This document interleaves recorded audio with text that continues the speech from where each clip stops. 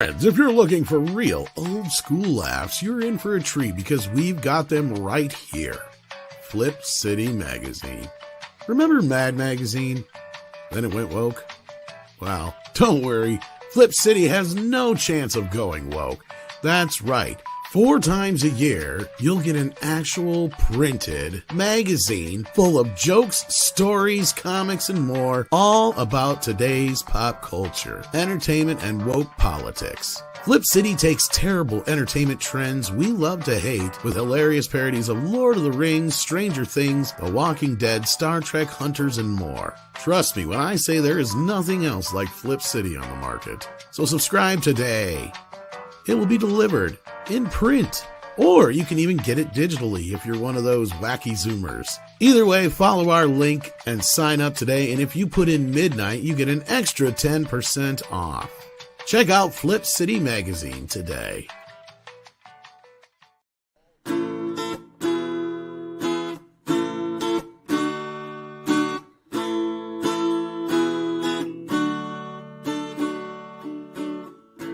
Where were you when they put Donnie in chains? Where were you when they spat in America's face? Did you cry when they burned down your city? Don't you care about how things have got so shitty? Yeah, things just weren't the same and everything went insane. I just can't understand what happened to Uncle Sam. No, he's now with they, them, non-binary and gay. And old Lady Liberty had now become a man. Oh, I almost lost hope, and we almost lost all of our freedom. Man, shit is just so stupid and dumb. Couldn't get why so many men wanted to be a girl. But then there was the mugshot. Heard around the world, heard around the world. The mugshot heard around the world. Making America great again.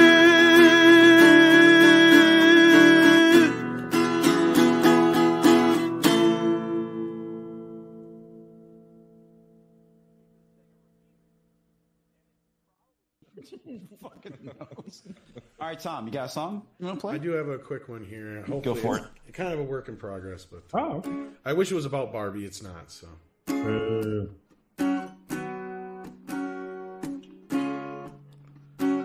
it kind of goes along with something you guys were just talking about.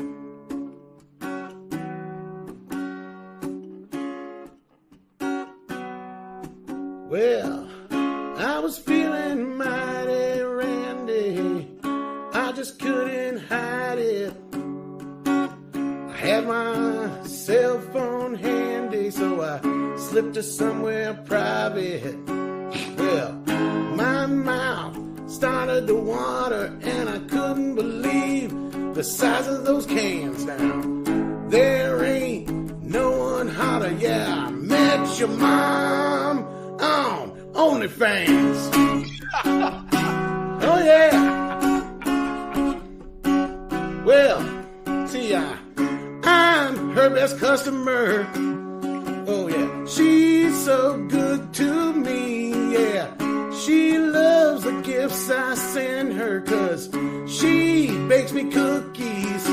Oh, I'll make her mine. I don't care how. She's the best I ever had. Don't give me that look now, 'cause someday I might be your dad, yeah. I met your mom on OnlyFans.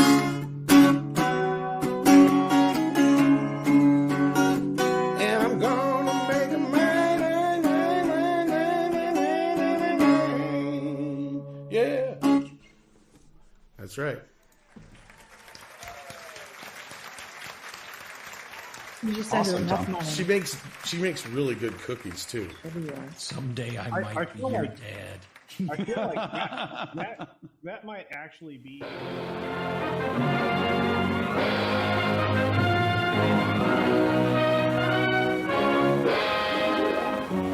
Television highlights of the news of yesteryear.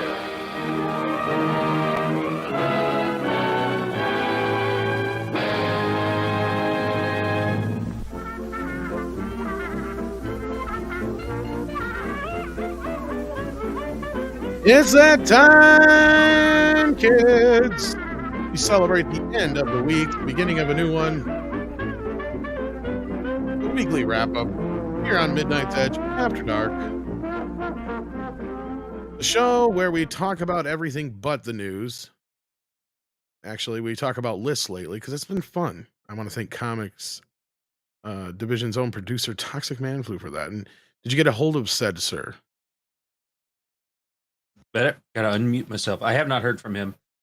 Don't know if he'll be able to join us, but Party pooper that he is. yeah, but he streamed like Toxic. Baldur's Gate for like 5,000 hours today. So Whatever. I think that's like self-pleasure or something. It probably is self-pleasure, but thank you for being here, Toxic Man Flu. I love it. Yeah, glad to be here. Thank you, Tom. We're glad to have you. Also joining us is Scribe Light. How you doing, Scribe?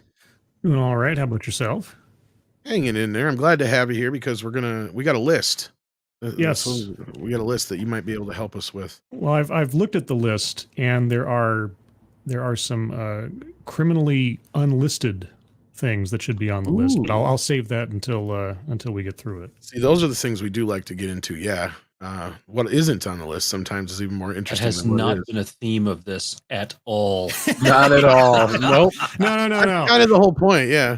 Yeah. It's just like, the comedy one. I thought Paul was going to come unglued. Well, I was at that one point. I'm like, you freaked out. Yeah. But I thought Paul was going to lose it. I'm like, oh, okay. That's great. Oh, Lord. Yeah, so we'll get into that shortly here, especially when we start getting some more of our guests joining us here, or panel members, whatever you want to call it. Gonzalo Bergali. Hey, how you doing, Gonzalo? He's been a member for 21 months. I see, Gonzalo, you have something headed my way this week, which I'm excited to get into. We'll surprise the audience with that when it does show up. But thank you for informing me on that. And I want to thank all of you for joining us. We've got Man Squatch here. We've got Many Dragon, Price of Reasons in the house. Bryant Barth is here. We got, let's see here, Tiger Valley Gwagnar is here, if I said that right. Coffee Lovers here. Rita Ibn Muhammad is here. I think I'm getting better at saying that. Coach O'Dragon is here. Station. I'll never get your name right, dude. Protostration. Protro-station. That's that R in there throwing shit up. It's Pot Roast Station. Pot roast. See, that's what roast. I can't do. Nice. I hate that when I can't differentiate the words. I do that every time. Ugh. Put a hyphen in there, dude. No, it's not his fault. Well, yeah, it is. But I mean, I'm not going to blame him for it. Mike R is here. How you doing? Right. And John Z and Tu Gyun. I think I'm saying that right. We also have, let's see here, Yukno Mino's here. Renee's Ramblings is here. How you doing? We have Orion Kayan here, and we got Mecha J, and we also have Mr. Brahma Bull. How are you doing, Brahma? Pretty good. How are you guys? Doing good. He's the shirtless one. He is the shirtless wonder. I saw Tommy Pasty. See, that's why I left, because I couldn't take away, I couldn't compete with, the guy. Well, you were outshining them. Spicy Bulls balls. No, well, like real. I mean, I can't compete with Brahma. I mean, he's got his own theme song. They're spicy, they're tasty, they're tiny. It's Brahma's Spicy Bulls balls. Slip one of Brahma's spicy balls in your mouth, and you'll be reaching for Bull's milk to put out that fire. Only come in pairs. Do not eat the blue ones. Those are some spicy Bull's balls. If you want a meat that will fill your mouth, grab Brahma's Bull's balls. Available scary in your how many of local those dairy aisle commercials and you back have alley there. somewhere. I have a commercial somewhere for that. I gotta find it. I think we did that for the J-Laws. Yeah, that was from the J-Laws. I like J. But how you been, Brahma? Pretty good. It's been a long day. We went to the state fair here in Colorado today and spent way too much time in the sun for me, and took a nap, and now I'm hanging with you guys. And Mrs. Flu is in the chat. How you doing? Yeah, Mrs. Flu and I got a lot of stuff done today. It was a beautiful day here. Just beautiful. Yeah, speaking 72 of degrees. Yeah. Yeah, it wasn't too bad here. Speaking of Toxic Man Flu and Mrs. Flu and discolored characters, we have Mr. Clobber in Times, one of the orangest man I know, other than the Orange Man himself. Hey, sorry I'm late, buddy. Nah, you're never late. Good to see you all. It would be amazing though if you could come crashing in like Kool-Aid Man, would, like I the should. thing, and be like, "Oh yeah, you know, I should. Hoorah. I should. it's Clobbering Times." I just wanted to come say hi to all these great people out there. What a great chat you got there. And look at this panel. Hello, my friends. Cool. How you been? Oh, okay, man. Staying just busy, but you just like you, not as busy as you now, of course, but up there. I don't know if I'm busy or not really. Sometimes it's like me and Culture Casino are having a competition of who can stream the most. Yes. I think I've beat him by being on more than one stream at once already at this point, multiple times, but hey, who's counting? But hopefully we got you for a little time tonight. I know sometimes your time is limited. Well, yeah, I do have Sundays. How to long we run. Well, I'd have to run at the top of the hour for our buddy All Martini, but just I want you guys just want to come say hi to you guys if that was okay. No, you can no. You know you're always welcome for as long Thanks, or as buddy. short a time as you need to be. But thank you for being here, and Yes, sir. I just don't want to waste too much time if we definitely got a limited time with certain people on the panel. So we got a VR raid incoming, so that tells me it's time to get rolling on this. Let's not waste any time. We didn't give a choice tonight because we have a specially picked. We actually have two lists we're probably going to get to tonight. Where we're definitely going to get to this one. Nice. This is a good one here. Movies that are as good or as are better than the book. Ooh. Now, as Scribe Light was pointing out, I'm sure there's a lot of choices or omissions that should be on this list. Probably didn't make the list. Now, I haven't personally gone through this list. That's part of the thing is I can't give you guys a genuine reaction if I do. Right? I can't pretend. I'm not that good of an actor. Like, you know what I mean? Like, I'm an all right actor, but yeah. But I'll tell you right now, if this is not number one, then I'm going to throw some shit fits. But all right, here we go. Movies that are as good or better than the book. Now, does anybody want to do any predictions, anything out front before we get into this? Now, Scribe, I know you've looked at this person. I did scroll through ahead of time just because I was curious. I didn't read any of the entries or the But arguments I kind for of them. asked you to be here specifically for this, but yeah. Yeah, so I want to at least have an idea. And so, yeah, once we get through it, if no one else has any others, I've made a short list of things that I did not see there that I think should be. It's a pretty interesting concept for a list because how many of us have seen both the book and read the film? I mean, that happens. Of course, I can name a handful for sure for myself, but I can also name plenty of times where I've seen the movie and haven't read the book, or vice versa. Yeah, and that's kind of why I was glad that Scribe was not busy at least for a little bit here, so we could get into this. We also have Price of Reason joining us. How you doing, Price? Good. How are you? Doing all right. Good to have you here. I'm trying a different microphone today. I don't know if it makes a difference. Sounds actually, good. Sounds good. great. Yeah. A lot of deep bass. Sounds. You Glad to have sound you. sonorous. Oh, okay. Oh, wow. It turns out that I had two microphones. One of them I thought was the crappy one, and one of them I thought was great. But now I'm starting to figure out that I think it was the other way around. You know, I had a similar experience here. Like I'm streaming on this HyperX mic here, this fancy looking thing, because it costs like $30 more than like a Blue Yeti. But I'm thinking the Blue Yeti has a better, richer sound. I could It's be possible. wrong, but It's anyhow, totally possible. we're gonna get started on this list though, so your timing is pretty much perfect here. Cool. There's popular nervous feeling that can take a person over when their favorite book is turned into a film. Movie history is sorry, this is on my far away from there. That'll help. There you go. Oh my god, I got Blot Act Blocker, but it's the one Culture sent me. This thing sucks. Yeah, you hear me, Culture? There's particularly nervous feeling that can take a person over when their favorite book is turned into a film. Movie history is liberally littered with film adaptations that didn't live up to the reader's expectations. Mention the Dark Tower or Aragon film, and you'll see the joy in a fan's eyes dissipate. While there is a cold cliche of the book being better, that is not always the case. In fact, there are a few cases when the movie is just as good, if not better, than the original book, and I agree with this. Yeah. Yep. So yeah, it's worth mentioning that when adapting a novel, I got it. Hang on here. Let me turn up my. I think it's got like a gauge thing I can turn up on this thing.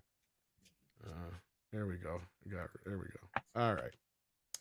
So it's worth mentioning that when adapting a novel, certain elements from a story will need to be changed. While these subplots might be fun in a book, they would kill the momentum of a film. The nature of adaptation means a film can illuminate elements not present in the original source material and possibly reveal the greater truth of the story. The book is an outline of what the story can shape and evolve into. Here are some cases where the book adaptations turned out to be great and can be seen as improvements. Well, way down the list is Jurassic Park here. And I was hoping Script Doctor would be able to join us. Maybe he'll be able to hop in here after Valiant Stream is wrapped up. But yeah, this is one that I generally argue is better than the book. Now, am I saying the book is bad? No. But the book is dense, right? There's a lot in the book. And Spielberg and David Koepp, I think, who wrote the screenplay, did a brilliant job of going, this needs to be in the movie, this needs to be in the movie, this needs to be in the movie, this is what we need to concentrate on as a through line for the movie. Now, you can argue some of the flip-flops and changes they made in the movie and how they, affect the overall story, but I didn't feel like I was missing anything when I saw the movie. In fact, I felt like the movie encapsulated everything that the book needed to express to the audience. And it was even kind of a nice nod in the third film to get some of the elements that were left out of the book added back in there. But I'm curious what you guys think. Let's start with you, Scribe. How do you feel about this one being on the list? I think as far as telling a adventure story, the movie is far more effective. And even though science buffs will probably like a lot of the deeper details Crichton goes into in the novel, simplifying it down to Ian Malcolm just like pouring water on his hand to explain chaos theory is a little bit. I mean, that's all the audience needs to know for the sake of the story. And it was an effective adaptation. But I still like the book, but I can see why they did what they did for the movie. But the movie sticks pretty well to the book. They took out a couple of action sequences that were a bit superfluous to what they needed to do. So I agree that this is appropriately on the list.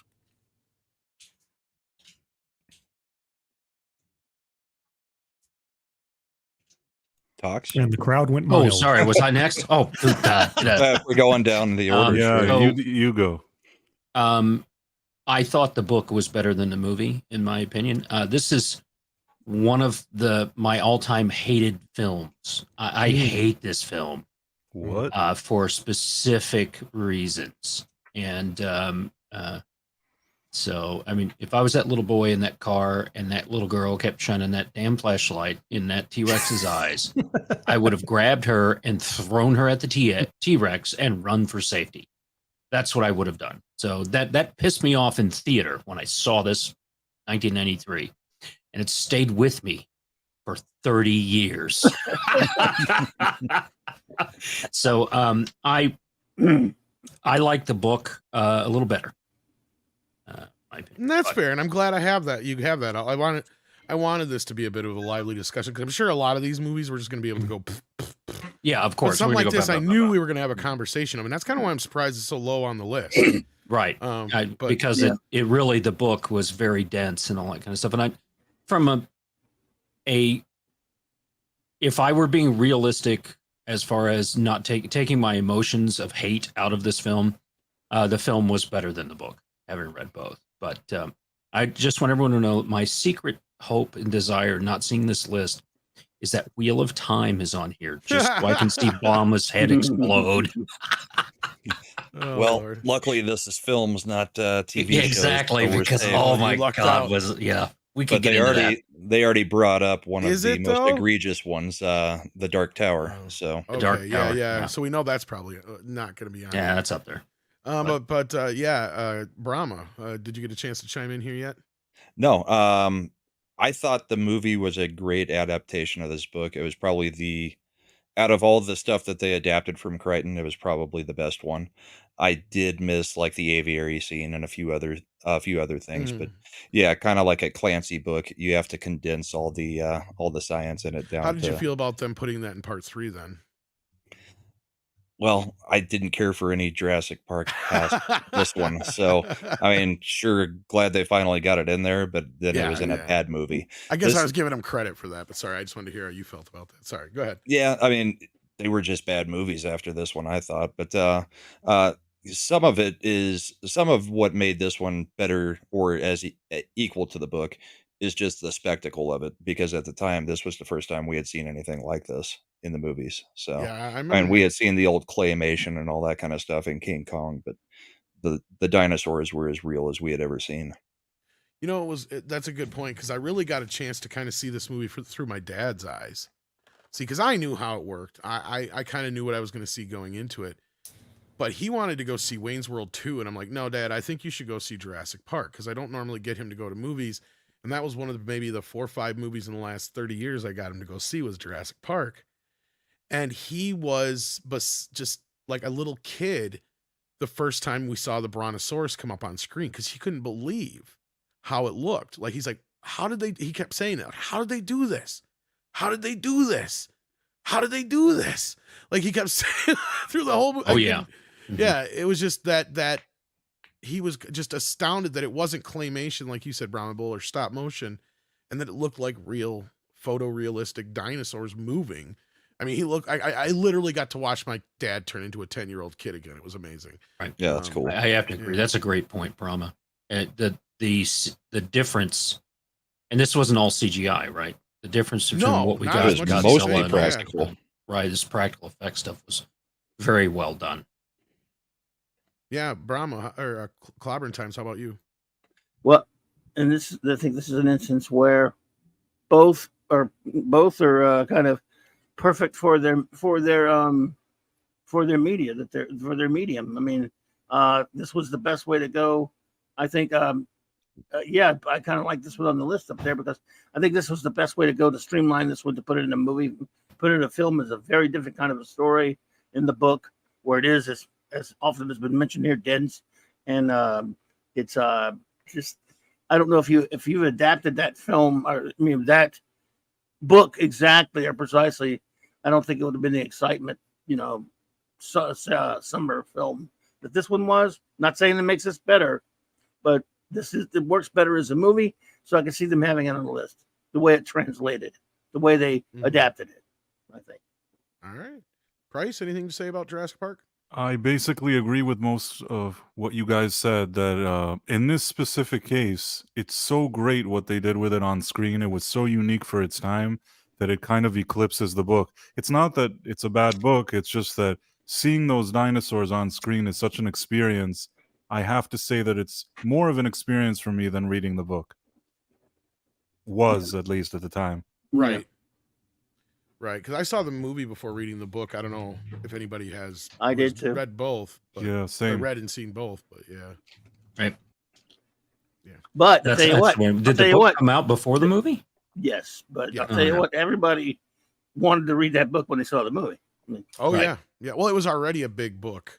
It was already I don't big, think it was even that old at that time. I think it was a couple years old, but right. But after this, it was everyone said, "Well, I got to read that." Because I think Steven was actually kind of in pre-production on this movie for about 3 years, I think it was, because he couldn't quite figure out how he was going to do it. Because unlike Jaws, he got his hands on before it even got published. See, that's the story I wonder if people get mixed up with too, because Jurassic Park came out and they got the rights to it, and of course he had been involved since early on, but he had spent a lot of time trying to figure out how are we going to make these dinosaurs look real. And for the longest time, he just thought he was going to have to deal with, go motion or stop motion with Phil Tippett and do it that way, and then have Stan Winston do the full motion ones. But yeah, it was when they decided that, Lucas's people over at ILM said, "Hey, look at what we're doing here." And he got to see that first test footage of the skeletons of the Gallimimus just running across the field. And he was like, "All right, well, show me more." And then they showed him a test footage of a T-Rex walking in broad daylight. And that's what sold him on it.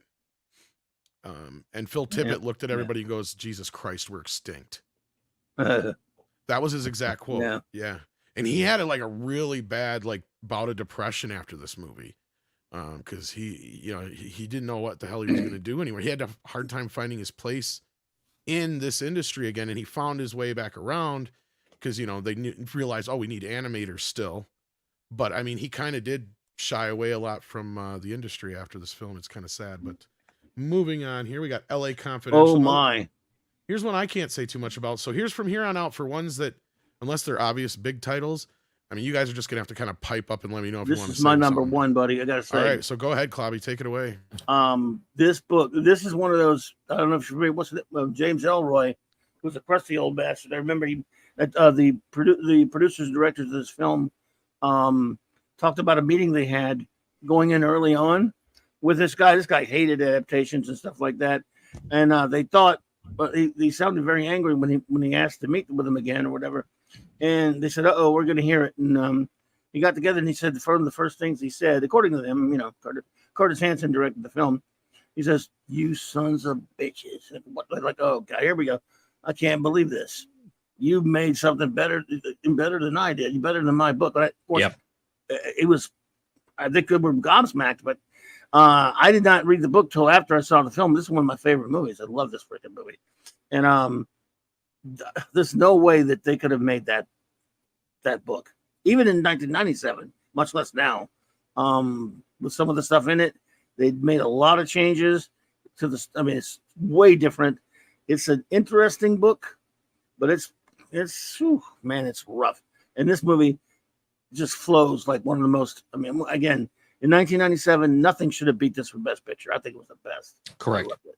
Love this movie. I 100% agree with Clobber and Times. This is one of the greatest films I've ever seen. Yeah. It was well acted. Every single person here was a powerhouse performance all the way through. The story, all of it. And I agree that this film was better than the book. And it really just nailed the book in every aspect. The costuming, the design, the period piece that went back to, like I said, everybody that acted in this film was phenomenal. And Kevin Spacey gave a great performance, regardless of whatever Kevin Spacey in real life and all that stuff from there. He's brilliant. He was great. This is when Russell Crowe, I knew he was going to be, something. This was it. This was the big coming out performance. And Kim Basinger, beautiful mind on all this. Oh, Kim Basinger in this movie. She still looked very good during that time, from what I recall. Yeah, she did, and proved she can act. Yes, Right. Probably her best role, maybe. I would say so. Along with Vicky Vale. I also liked Vicky Vale. I have a soft spot for it. Although she spends a lot of her time as Vicky Vale doing nothing but screaming for no good reason, but yeah. Right. But really from an acting performance, this film was great. Yes, acting more here. But Tom, when she was screaming, she did look nice, though. At least give me that. No, I'm not arguing there. Spacey, one of the things that he talked about that was interesting, when they were trying to get a grip on how to play his character, I think the director said, "You know what? Just think of Dean Martin. You Dean Martin." Yeah. And then when I heard about that after I'd seen the movie a couple times, I go, yeah, I kind of see it. I think I see what they're saying there. Dean Martin was the king of cool, man. Yeah. Yeah, this is a great film. I love it. Yeah. And I've watched it zillions of times. And yes, those bad things about Spacey kind of, do they tarnish it? No, but you have to compartmentalize and just, separate that kind of thing. It's not easy. Before we knew all that stuff was out there, right. It's just like In the Garden of Good and Evil. I thought it was a powerhouse performance. For whatever it's worth, I don't think he's ever been convicted of anything. No, that's true too. That's fair enough. I know that he doesn't come out of this looking very good, but I will say that that's fair. Nothing has been converted. They said that there were a bunch all of the people. Witnesses turn up dead. Yeah, that's because the majority of the witnesses died under mysterious circumstances. But you're right. He hasn't been convicted of those things, but it's the cloud. I'm not saying he's friends of the Clintons, but oh, when Hurricane Hillary hit California, any deaths were going to be ruled as suicides.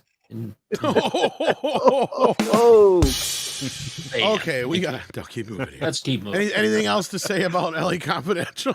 I just love it. Now, for me, it would be way up there in the top 2 or 3, but no, there you go. No, I guess no one else has seen it, right? I'm sorry. This is one of those ones that got past me. I hate to admit it. Try it out sometime. I will when the 4K, which I'm sure is around the corner at some point here. I'm discovering a lot of movies when they hit 4K. There you go. I watched it several times. I never read the book, so I can't make any statement about That's the the other comparison. problem. But the movie, and I think that might be true for a lot of the films on this list, but who knows? Yeah. But yeah, no, the movie's absolutely excellent. As soon as I saw Russell Crowe, I'm like, that's the guy from Romper Stopper. And I was like, wait a second, what? Because the first time I ever saw Russell Crowe was in this movie called Romper Stopper. He plays a white supremacist Australian kid. Weird. And then I was like, and he's playing an American? And then you got, the guy in front of him whose name always escapes me. He's Guy Pearce. Guy Pearce. He's also Australian. Yeah, he's great. He's excellent. Yeah. From Memento. Guy Pearce was Memento. in Count of Monte Cristo with Iron Man 3. Oh, yeah, that's right. Yeah, Talk about guys changing their career late in their career. James Cromwell. Oh yeah, like he was a character actor before this. He had been in like exactly. He'd been in like every single TV show you can think of. He played cop number 6 in every movie you can think of, and then all of a sudden he does Babe, and he's got this resurgence in the later part of his career, and he's like this. He is brilliant in this. Brilliant actor. You know, well, he was just undiscovered or whatever you want to call it, or just underappreciated, I guess is a better way of putting it. The Elusive sends in $10 and says, the flaw with this list is that it can't take into account a great book isn't always translatable to the big screen in its original form. Jurassic Park is a great book and great movie, though, for different reasons. Yes. Yep. Because Crichton's a big techie nerd, or what do you want to call it, science nerd. So, like, that's the other thing is the book is bogged down. And Steven Spielberg even addressed this. Like, how the book is just kind of bogged down in the science of all this, to where he's just like, look, the only way we can really express this to the audience without using tons and tons of narrative that and passages and whatnot and exposition that Crichton does in the book is to kind of instill it in this little cartoon. So they do. Exactly. I think that's why we had the caveat greater than or equal to the book. Yeah. Fair enough. But I think that's Cromwell. Go ahead. Sorry. Go ahead. Oh, I was going to say Cromwell, if the list has another movie that I've got on my list, he would be showing up again for a Stephen King movie. I wouldn't be surprised. Wow. Because before this, he was like Louis Skolnick's dad in Revenge of the Nerds and stuff like that. Yeah.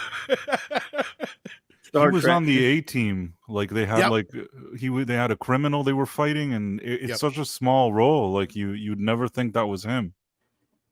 Yeah, that's what I mean. I've noticed that too.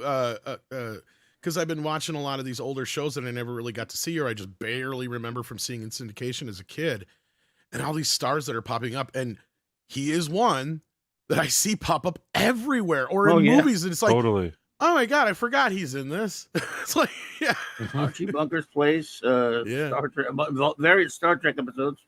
Yep. And movie. Yeah. But anyway, moving on, we've got Bride's Shed Revision. Now, this is one I cannot even comment on. Me either. I don't know didn't what read it it, is. didn't see it. I know of it. That's about it. Doesn't even I know the name. It's a mini series, but yeah. Nobody's got nothing on this one. That's a young Jeremy Irons. It's young Jeremy Irons. Yeah. I've heard of it. That's a Jeremy tinfoil. They've redone this thing like 4 or 5 times. Oops, sorry, I hit the wrong button. I meant to hit this button. I'll take both. It's a good balance. It's a little arty-farty for this crowd, I think. Yeah.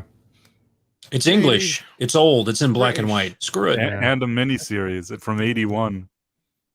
Same here. Nothing, boss. Haven't read it. Haven't seen it. Didn't even know this movie existed. Yeah. Sorry.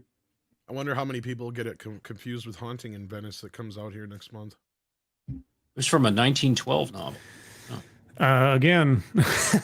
Yeah, you got me Who there. made this fucking list? Yeah, this is what I'm talking about. Our individual lists are probably going to be more understandable to people than some of the items on this one. I've heard of the movie that's about it. These are all theater majors that made this list. I like Humphrey, but can't say I've seen it. Yeah, I'm not speaking to the movies themselves. I'm just saying. Yeah. The Hour Same of the Star, again. a Brazilian movie. Wow. Okay, here we go. Mean Girl. I didn't even know this was a book. I didn't either. Yeah. I haven't even seen the movie. Have you seen the movie? Same here. I've seen the movie. I've seen bits and pieces of it, yeah. I have 2 daughters. I've seen the film. Oh. Yes, over and over and over. multiple times. It's not so. I'm not the target audience for it, but I think I caught it on TV once, and it's all right for whatever it's supposed to be, I guess. Tina Fey was in this one, right? Yeah. She wrote it. I think didn't she write the movie or something? She wrote the screenplay, right? Yeah. Probably the screenplay. But says yeah. she read the book and decided to write a comedy about it. Yeah. Oh. It's So based see, on the Queen Bees and Wannabes. book was Okay. called Queen Bees and Wannabes. Yep, I just seen that there. Yeah. Oh. So that was actually a nonfiction book as a handbook for parents about how to deal with teenage girls. Tina Fey took it and made it into a comedy movie. It's not even a good comparison. Now this This one, is a little bit This is a good one disingenuous. here. Yeah. Yeah, but Yeah, this is based on a lot of other things in the book. Sorry, go ahead. No, I was just going to say this is the one that confused me the most because I'm like, this movie was a Frankenstein's monster of other things, so That's I don't know true. how it can be based on a book. Yes and no, but whatever. it's based on Nothing Lasts Forever. The main plot is still almost beat for beat. Roderick The only- Thorpe. Yep. The only difference Frank is that Sinatra. Frank Sinatra was supposed to star in it or something. Okay. Yep, McLean wasn't the name in the original book. It's Joe Leland, I think. I Or can no. tell you one thing, Yeah, Joe sir. Leland. Yeah. The movie's better. But Absolutely. I've read this one. This is one I actually read. And what I'm was kidding. gonna I say- didn't read the book. I'm serious. Like the big changes is I think I have it. first of all, what helps fix it is in the book, it's his daughter, not his wife. Right. And not only that, his daughter is in cahoots with the fucking terrorists.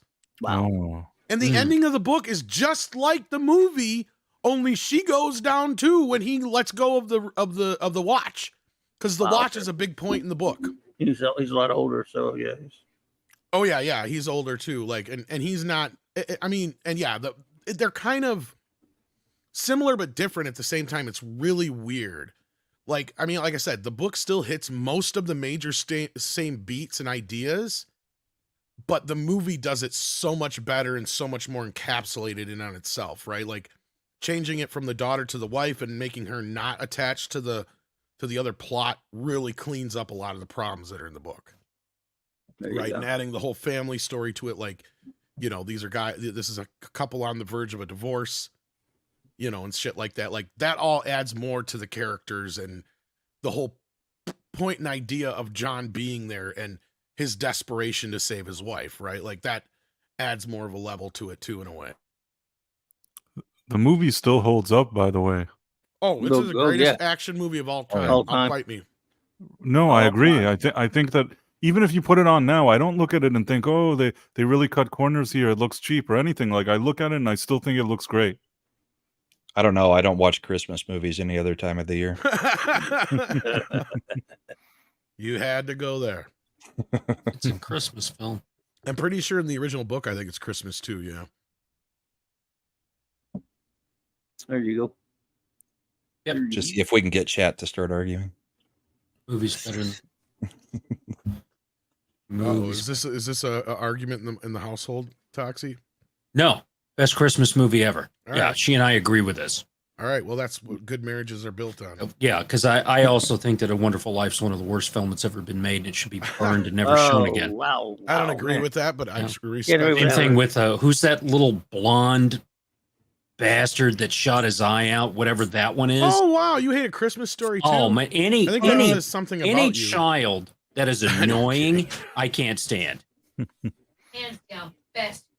Exactly, it is the best Christmas movie ever. She Always said, has. "Always been." But Yes. Dennis All the Menace, Home Alone.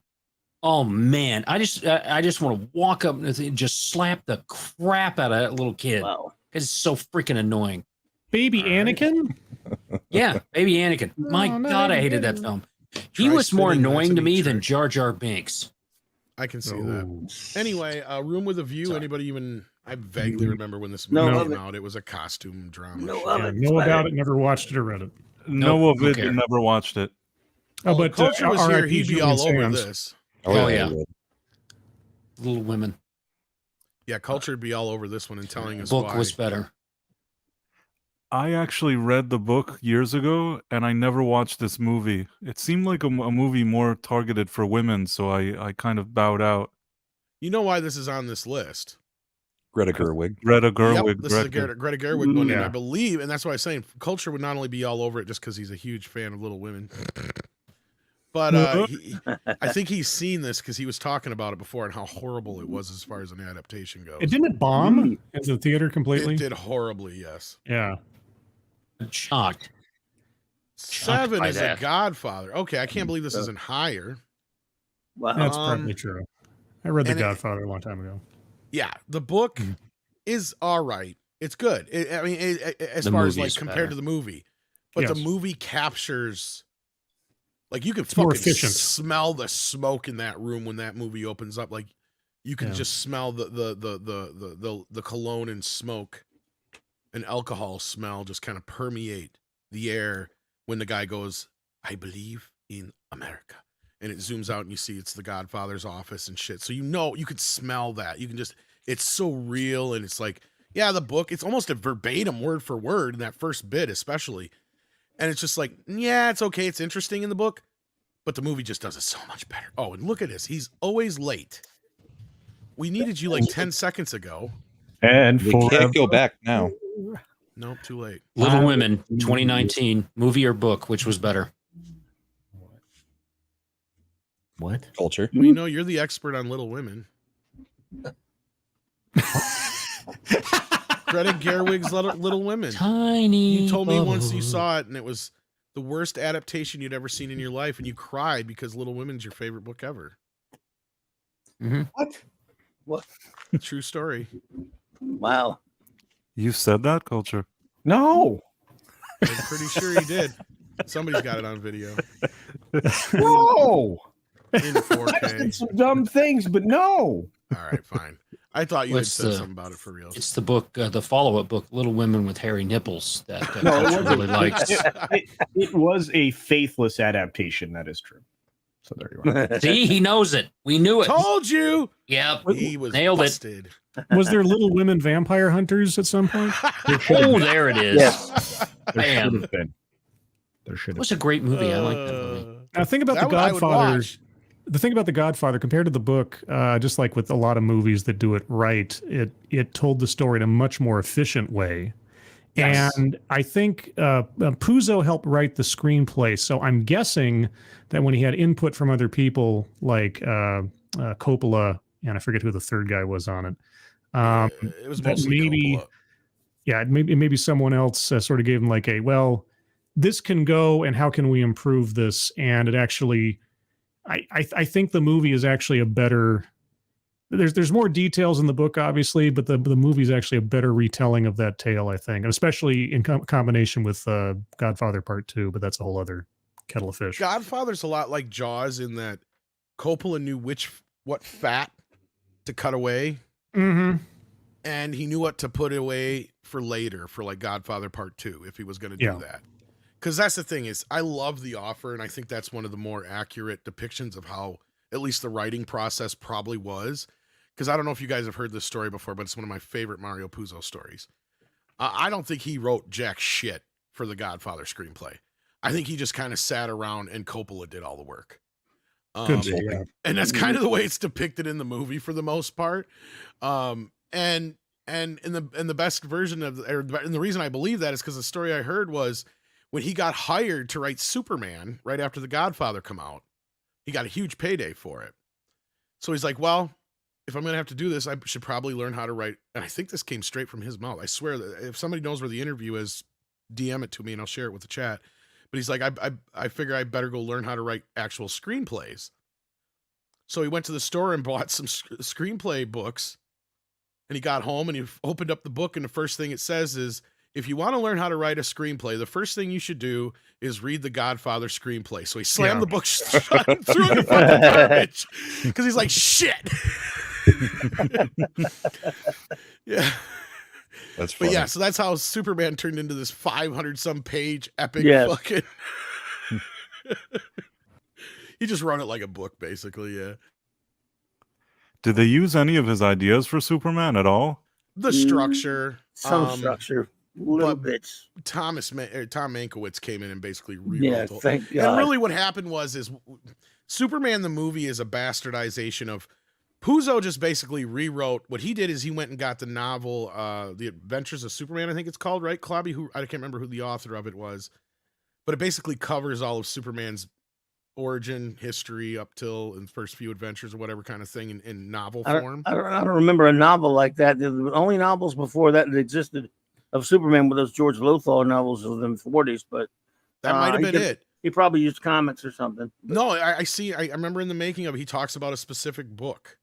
There were some books in the 40s as far as like it must have been. It might. I think it was a book from the 40s. It was like a novel though. It was a novelization of the origin of Superman and all that kind of business. Those could be those then.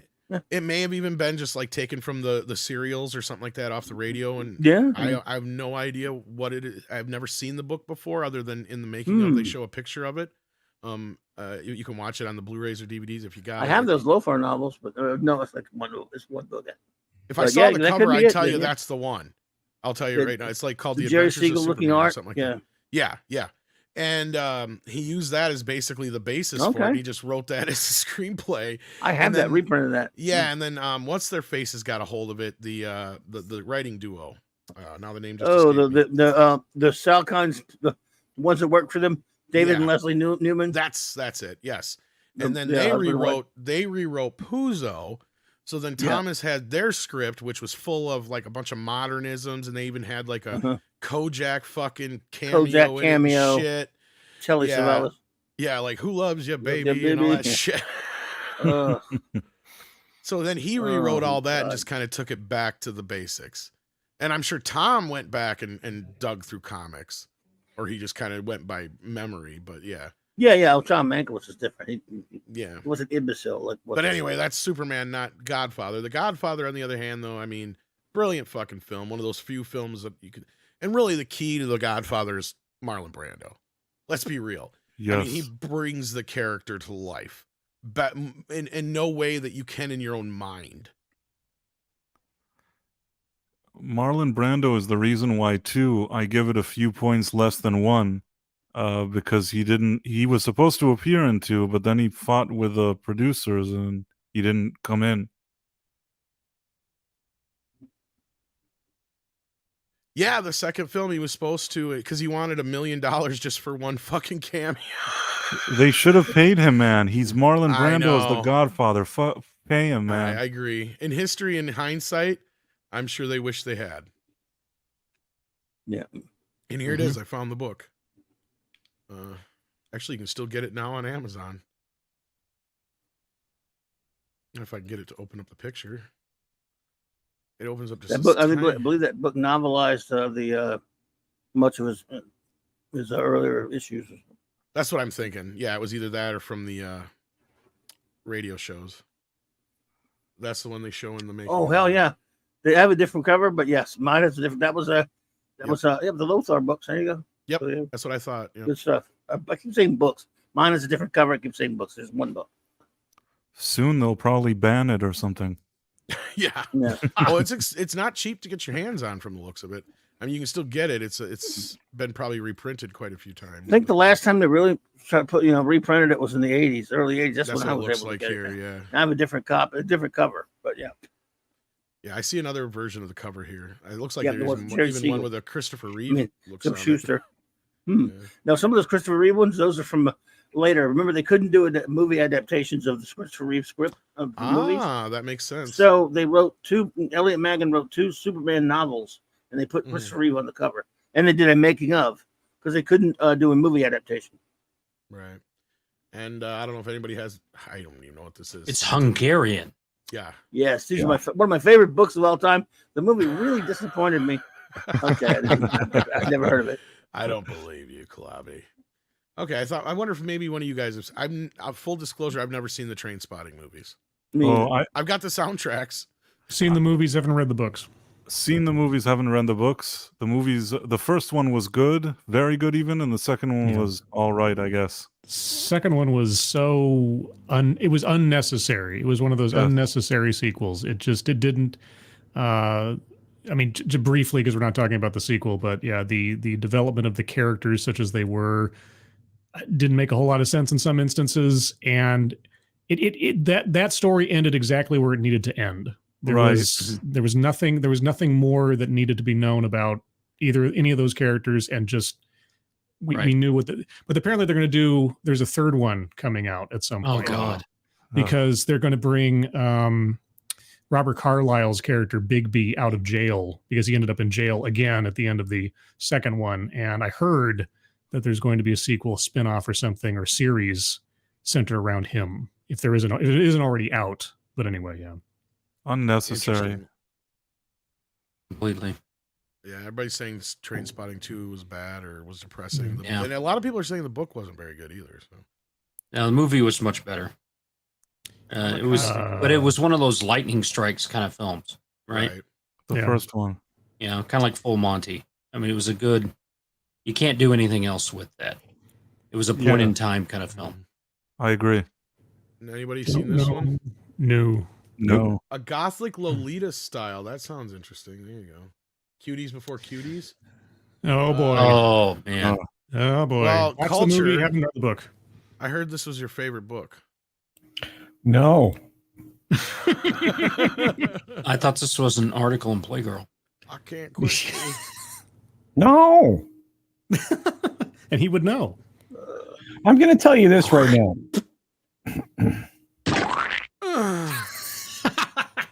Was this adapted from Culture's autobiography? All right, you know what? Yes. I show up to be abused, apparently. No, This is look, what happened one summer in Branson. That's what happened out there on the range. I can tell you that. I'm going to tell you, I've never seen this film. You know, it's funny. I haven't either. I got a screener of this way back in the day, before I even knew what the fuck it was. Because I had this guy that I used to work at a mom and pop video store at that time, and he used to come in and bring me just like random shit all the time. He'd bring me like weird Doctor Who discs and shit that he'd burn off and all this other shit.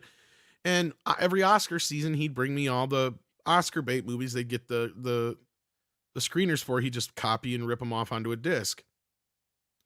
And I got the one, and Brokeback Mountain or whatever was one of them, and I didn't think nothing of it. My mom was like, "You get any new movies lately or whatever?" I'm like, here's a couple I handed to her, and it's like, "Here's this one you might like. It's a Western, I guess. It's got Jake Gyllenhaal and Hugh Tell you, they Ledger get it in the end. And I'm sure I said something like, the guy from like 10 Things I Hate About You or something that she would have seen or whatever, And she's like, all right, I'll check out, Western. That's what I thought. I had no fucking clue what the hell this thing was. My girlfriend at the time took me, or wanted to see it, so of course I had to go along and see it. And the only things I remember of it that I enjoyed was Anne Hathaway takes her top off at one point. And I think I know that and there was a cameo by Randy Quaid, and I was like, okay. And that everything else, I still remember bits and pieces, some specific more than others, but I was just like, okay, well, I can see why this is getting so much attention. But as a movie, I can't compare it to the book. But as a movie, I was kind of like, it was kind of boring. I didn't really find it that exciting. No, well, anyway, so like fast forward to like, I don't know, maybe a month or so, a couple weeks later when, word gets out there what the hell the movie's even about. Because I think that I got the screener like before the movie was even technically out in wide release, like kind of a thing. Because at that time, that's still when they saved the Oscar movies till way late in the year, close to Christmas. But the screeners would go out in like October or whatever, November and shit. So there'd be movies I'd get my hands on before they even came out in theaters. But anyhow, so I called her. I asked her about it. Like one time, I'm like, so I heard about that movie. You didn't happen to watch it, did you? She's like, oh, yeah, it was weird.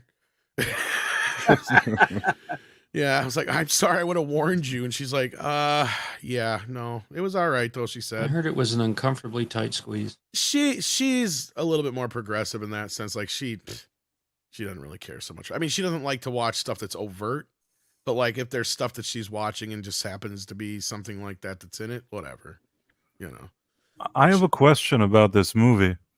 The guy that directed it was Ang Lee, right? Mm-hmm. Yes. Now, the part that was weird to me, he was acclaimed in his country. He did Crouching Tiger, Hidden Dragon, whatever that movie was. It was good. Right. Then he comes to the U.S. and this, like, I know he did that Hulk one, which wasn't good either, but he did this movie. It's kind of weird. I mean, if he made this movie in his own country, wouldn't that be frowned upon? Like, he came all the way to he happened to come to the U.S. I'm not trying to sound kind of like a jerk, but that was a point that was made at that time, Price. You'd have to actually look it up for sure, but I think there was some points made about that, I think. His desire, basically, they're like, you're in America, what do you want to do? And his desire as a Chinese director was to make like 2 American cowboy guys. Have you ever seen Ang Lee in any interviews and shit? I remember only in awards that he says kind of a few words that I he wouldn't thanks be people. surprised if he is gay. I And that's see. probably one of the reasons why he wanted to get the fuck out of it. Oh, he's Taiwanese anyway. I was gonna say I wasn't sure what he was exactly. Okay. Well, so maybe I was just a jerk. I'm but they're sorry. still saying he wasn't going to make this movie in Taiwan. No way. No. Yeah, I mean, it just seemed weird that he arrived here. But yeah, if you say that maybe it's something that's close to him, then it would make a bit more sense, I guess. Yeah. Yeah. Yeah, I didn't know exactly where he's from, so I couldn't told you on that. But I'm pretty sure. I think he's a little. Yeah. Here you go. Here's Two? 2. This should be number What 1. the I hell? agree. The book is not very good. Let's be honest. Yeah, the book's a good, like, if you got nothing else to read in an afternoon kind of thing.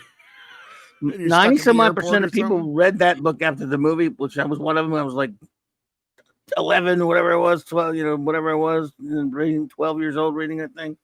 And it's just, maybe that's what I expected. You had Howard Sackler. You had God, what the hell's the name of the guy? I can't think of it. He's in the movie too, and he plays the reporter. He rewrote on it, and then you had Milius working on it too, punching up dialogue. You had some of the and then you got Spielberg also shepherding the whole thing. At that time, if it wasn't for those guys, I've said this before, Steven Spielberg would not be the director that he is today if the damn shark would have worked. Absolutely. And a big part of that too is I think that a lot of the hokier shit would have made its way into the movie that was in the novel too, because once you get to the point of where everything was becoming a nightmare to shoot this movie, they had to distill it down to its simplistic form, because I don't think any movie up until recent years has shot as long as Jaws took to shoot. It was like over 100-some days or whatever it took to shoot. I can't remember exactly how many offhand, but it was crazy. And it was all because of the water shit. And because Steven Spielberg insisted on shooting it in the ocean. And he couldn't shoot it to where, he wanted to shoot it to, because he didn't have CGI, so he could just remove shit. So he's like, I want to be able to move the camera around and you can't see land. And then you got to remember, every time a ship or something would come into view, they'd have to wait for that ship to go out of view. And we're talking hours in some cases. Because then they would sit down and the guys would actually calculate, is it going to take us longer to move everything and risk another ship coming into shot, or just waiting until that boat gets through the shot and hope that God that another boat doesn't come along in the meantime, because it's like that would just ruin a whole day of fucking shooting for them. Or if the winds or the tide would shift on them or something like that, there was so many problems just beyond the shark that were in the way of this movie being made. Like, this is a movie that should have never been made. Like, it was like God himself was like trying not to make this movie happen. And by the end of it, he's like, you know what? You guys went through every trial and tribulation I could give you for getting through this. I'm going to make it the biggest movie of all time for you guys. There you go. Like, that's kind of how it worked out. It feels like, because if you go through the making of this movie, it was like, if there was anything that could go wrong, it did go wrong, and no reason should it have been the biggest movie of all time. So should have been called Job. Yeah. Or Joke at that point, because that's what a lot of people were calling it in Hollywood. Like, this was Universal's folly. Like, there was so much pressure at the head of the studio for the amount of money and days that this thing was going over schedule and budget. It was just insane. I mean, but yeah, it deserves it. It deserves it because these guys were able to distill it down to arguably one of the greatest, if not greatest, films of all time, in my opinion. And that damn shark is still working. Yes, sir. Yes, sir, it is. Agreed. Well, Tom, we're going to need a bigger boat. We're going to need a bigger boat. Depends on what the first one is on. Claudia's got to run, though, on us. So before smaller you boat. Do you want to see what number 1 is before you leave, Claudia? Oh, sure. I figured as much. So here we go. Well, what the fuck is this? I knew it, man. Well, that's the list, kids. That book, that movie's so disappointing. I mean, we got another list. I'm just gonna. And we got some super chats. Thanks for having me, guys. You guys But all we're gonna take say care. Have a good goodbye to one. Klobby because he's got to run. Bye, You Klobby. got anything you want to plug? Bye, Klobby. No, not necessary. Thank you all. Just great hanging out with you. Thanks for having me, Tom. Not necessary. All right, Klobby, love See you, you man. next time soon. Take care, buddy. Yeah, CC, be good, everybody. All right. Did you have to run too, Scribe, or did you mean the top of the next hour? Oh, I can stick around a while. Okay. All right, we're gonna grab some super chats and we're gonna go through and see what you guys thought should have been on the list that wasn't. Yes. Start with a Warrior of Justice who sent in a pair of super chats. Says, "How are I don't even know if I should read this one. Black people and blind similar. They both can't read their see their Jesus. Japanese eyes are slanted." Because, I can't even say these. Can't read anymore, any of Warrior it. Justice. Yeah, like I thank you so much. I love you, but Appreciate it, but okay. Yeah, Warrior Justice says Stephen King is Stephen King's It book, I think, is where he's was going, a yeah. soft cocaine corn. I think he means porn. Yeah. Yeah, I think that's true. That is Probably probably won't let you true. spell that. Yeah, I'm assuming so. Wow. But thank you, Warrior of Justice, again for that. I agree. Mo Zamboni? Zamboni. Mo Zamboni. Mo Okay, like the Zamboni. I love like the that. That's a machine. Oh, great that's name. cool. That's Okay. a great name. Little known fact, the unused track from Aliens called Resolution in Hyperspace was used when Carl and from Family Matters shoots the terrorist. Nice. I love that That's he true. said that because I've always had this little like theory about that. But yeah, no, that's very true. In fact, if you have various soundtracks, you can kind of pick up on that. So yeah. Mhm. Mecha J says, watch The Offer to see more of the making of The Godfather. Yes, indeed. It's a fictionalized but mostly true story of the making of The Godfather. Action Con says, who saw Lonesome Dove? Written by the same guy who did Brokeback Mountain. I vaguely remember it from when I was younger. I know it was really popular. Lonesome Lonesome Dove Dove series- was good. series of books. I think culture was conceived during an episode of Lonesome Dove. Quite possible. Yeah. I'm really old. Well, I just meant just because, you know, you're a rugged gentleman. Did they have Well, talkies back then? You know what? I mean, I'm Oh. a year older than he is, so I'm going to talk. I can't believe you're older than me. Yes. I must be living rougher. All Yeah, right, you're so let's both see ancient. what the chat said here. Robert Wright brought up Stand By Me. I agree. It's a much better film than Yeah. I mean, and the not body not novelization yeah, and not or Law novel. Mustache. novella. Yeah. I've got a ton of Stephen King on my I was gonna say list. there's a lot of Stephen Yeah. King where the movies Shining, The Mist, The Shawshank Redemption, the Green reason that Miles, is- the one I was yeah. mentioning earlier. Maximum that's actually- Overdrive. Oh wait. Green. Well, that was never a book, but that's Yeah. the thing. And the reason for that is, and The Shining was another one brought up here. Here it is. Because cocaine. That's why, kids. Because Stephen King makes these books into these rambling fucking 10,000 page cocaine rants. And so these filmmakers have to distill them down to what they actually are. Yeah. And when they're good, they're good. And when you get a good filmmaker, like, I mean, I'm sorry, the shade that he always throws at The Shining, it's like, fuck you. That's Kubrick taking on your book and fixing your shit, dude. You were not Stephen King yet, right? Like, you were Stephen King, but you weren't like the god Stephen King yet. At that point, he had written like fucking, you know, Carrie and a few other things that had gotten him big. And it's like, yeah, no. You But just chill. even at his best, the guy can't write an ending to save his life. Nothing can be adapted where they don't have to change the ending in some way to make in it most interesting. cases, you're not wrong. Yeah. Yeah. Needful Things. That's an argument for where.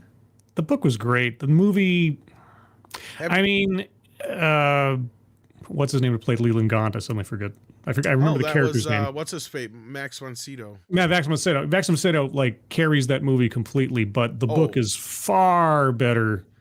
A tale, I think. The movie consolidates so many things down that made the book It much more interesting. does, I think. But I actually like the cast. There's a great cast. Oh, the cast I is don't know if great. you- Have you seen it Yeah. in a while? Because you've got Ed Harris. You've got Bonnie Bedelia. yeah, and here's the thing that's just come out on 4K. They have a 3-hour TV cut I'd never seen before. What? So I'm curious how close this 3-hour TV cut is to the Okay. actual book. Yeah, I've never even heard that existed. So yeah, no, I didn't know about it till I got it just recently here, Scribe. So I was like, what the fuck is this? 3 hours and 9 minutes. The movie's only 2 hours long. Like, what the Exactly. fuck? And I started watching it. Like, the first 20 minutes of the movie is this whole bit that's not like the movie that we see normally. Doesn't even start to like 20 some minutes proper into the 3 hour cut. Weird. Like, there's a okay. whole opening bit that's gone and all this other shit. So I'm like, I'm interested to see the differences, and I may bring this up later down the road, or maybe it's something you and I should talk about at some point. But you should get your hands on that disc if you haven't got a chance to yet. Yeah. Okay. I'll take Or a look. if not, maybe I can hook you up with something here, or a way to watch it anyway, I should okay. say. We got Forrest Gump here. I would agree. I've read the book. The book is kind of dumb. Yeah. Forrest Gump there's some- definitely sure was a better film. There's some glaring moments. glaring omissions from that list. I gotta. It's bugging yeah. me that these aren't on there. Well, we're gonna get to your list here in just a moment. I got a couple more that the audience I saved during the course of the show. I wanted to highlight. Rainmaker. Now, I never read the book, but I can't imagine that book is any better than that fucking movie, because I'll argue any day of the week that is one of the best John Grisham movies there is. Matt Damon and Danny DeVito are fucking awesome in that fucking movie. I agree. And the ending of that is just, oh my God. And the whole point of the story and how it it's really kind of shows you the dirty side of this whole kind of business of, you know, who's worse here, the medical industry for not helping this kid, or, you know, the people trying to go after money, you know, when the kid's dead or whatever, you know, like the whole thing is like it's a really interesting kind of concept, and the whole idea and some of the other shit that he does in the story. I think it's a really great character. If you haven't seen the Rainmaker, it's also directed by Francis Ford Coppola. Yep. It's great. It's one of the lesser one of that people even remember. It kind of went away, like people just forgot about it. It's one of his last good films, actually. Yeah, yeah. And Jackie Brown, I could make an argument for that to be on there, because the original one was Rum Punch, was the name, I believe, of the book. Elmore Leonard. Elmore Leonard, yeah. And I believe Elmore Leonard has said that Tarantino captured his dialogue the best. Yeah. Wizard of Oz, that's an interesting one. I had that one on my list. Okay, well, here we go. That's a good segue into our lists. Yeah, I mean, my main picks are on this list, so I can't complain tonight. Now, the list was filled up with some, like, Strange shit. crap. Yeah. like film school bullshit. But all right. Go ahead, Culture. There's nothing wrong with film school stuff. No, but we have nothing to talk about with that. Here's a good one. Has anybody read Fear and Loathing and seen the book, or seen the movie? See the book. Haven't read it. No. I've seen the book and read the movie. I've done both, and the movie I like better. I am with you, Price. I think that Depp does a great job of capturing the persona of Dr. Hunter S. Thompson. I don't think he looks anything like him. And I don't think enough credit is, well, I'm sure it is to a point, but I mean, Depp usually overshadows everything in that movie, but oh God, I just forgot his name. Benicio del Toro. Well, but no, I meant the director. I was trying to think of the director's name now. Oh, Terry Gilliam. Terry Gilliam. Terry Gilliam. I had it just as I started my point, and then I lost it there. Yeah. But yeah, Terry Gilliam. I mean, that is one of his best movies, and it was kind of a movie he needed, because he was at that point where he was kind of in director's jail, and he had done like The Fisher King that had kind of got him a little bit out of director's jail, and he needed one of his kind of movies though to kind of be successful, and I think that was both a success and a cult hit at the same time, like an instant cult hit, like we all knew. I don't know if you guys kind of get what I'm saying. I knew, yeah. Yeah. By the way, I think. Go ahead, Price. Robot it out. His mic is acting up. Oh, okay. But all right. So, Scribe, I know you had a list specifically, and you got to leave us here soon. So Yeah, I'll get my tops out of the way here. First off, I can't. It wouldn't be right if I didn't say The Hunt for Red October. Yeah, as far as Tom Clancy adaptations go, it's the best one. It's the most accurate to the novel, and it gets down to the nitty-gritty almost perfectly. There are two major flaws with the movie, but they are not that big a deal as compared to the rest of the film. So The Hunt for Red October, definitely, I think. I'd put it as equal to the book, yeah. Yeah. Never read And then another one from the same era that I'm surprised isn't on this list, Silence of the Lambs. Because that was actually brought up by the audience. Yeah. Yeah, I wouldn't be surprised. Yeah. The book and the movie are practically mirror images of each other. I mean, there's so little that's left out in the movie from the book as far as the main beats and plot points and events. They might as well be just side by side. That's like The Godfather, where it's like that's all because of Anthony Hopkins. Yeah, Anthony Hopkins carries the movie. He definitely. I mean, where it's like getting Marlon Brando to play the Godfather escalated that from just being a typical gangster picture, to being a fucking masterpiece. Where like granted, what's his face, Cox, who played him in Manhunter, was good. Yes, but Anthony Hopkins playing that role at that moment in time, because that's the funny thing about that movie is, and I always blow people's minds when they think about it, like it's a fucking slasher movie that won Best Picture. Yeah. Because Hannibal Lecter is no different than Freddy Krueger. I got two more, and then I got a split. So let me just squeeze these in real quick. Same era, and I know this for a fact because I just read the book within the last month. Interview with the Vampire. Anne Rice wrote the screenplay for that film, and compared to the book, she makes several narrative improvements to the story in the screenplay as compared to the novel. And it's a much tighter run. There's still a couple of problems, but overall, as far as just an adaptation and also as culturally significant as it was at the time, I was amazed that wasn't on there. And, I agree with that. Yeah. And last one real quick. Sorry to be brief, but I got to split. No, you're fine. One that's a classic as far as the concept of as good or better than the book. Here, I'll name the book. You tell me if you know what the movie was that was adapted from it. Red Alert.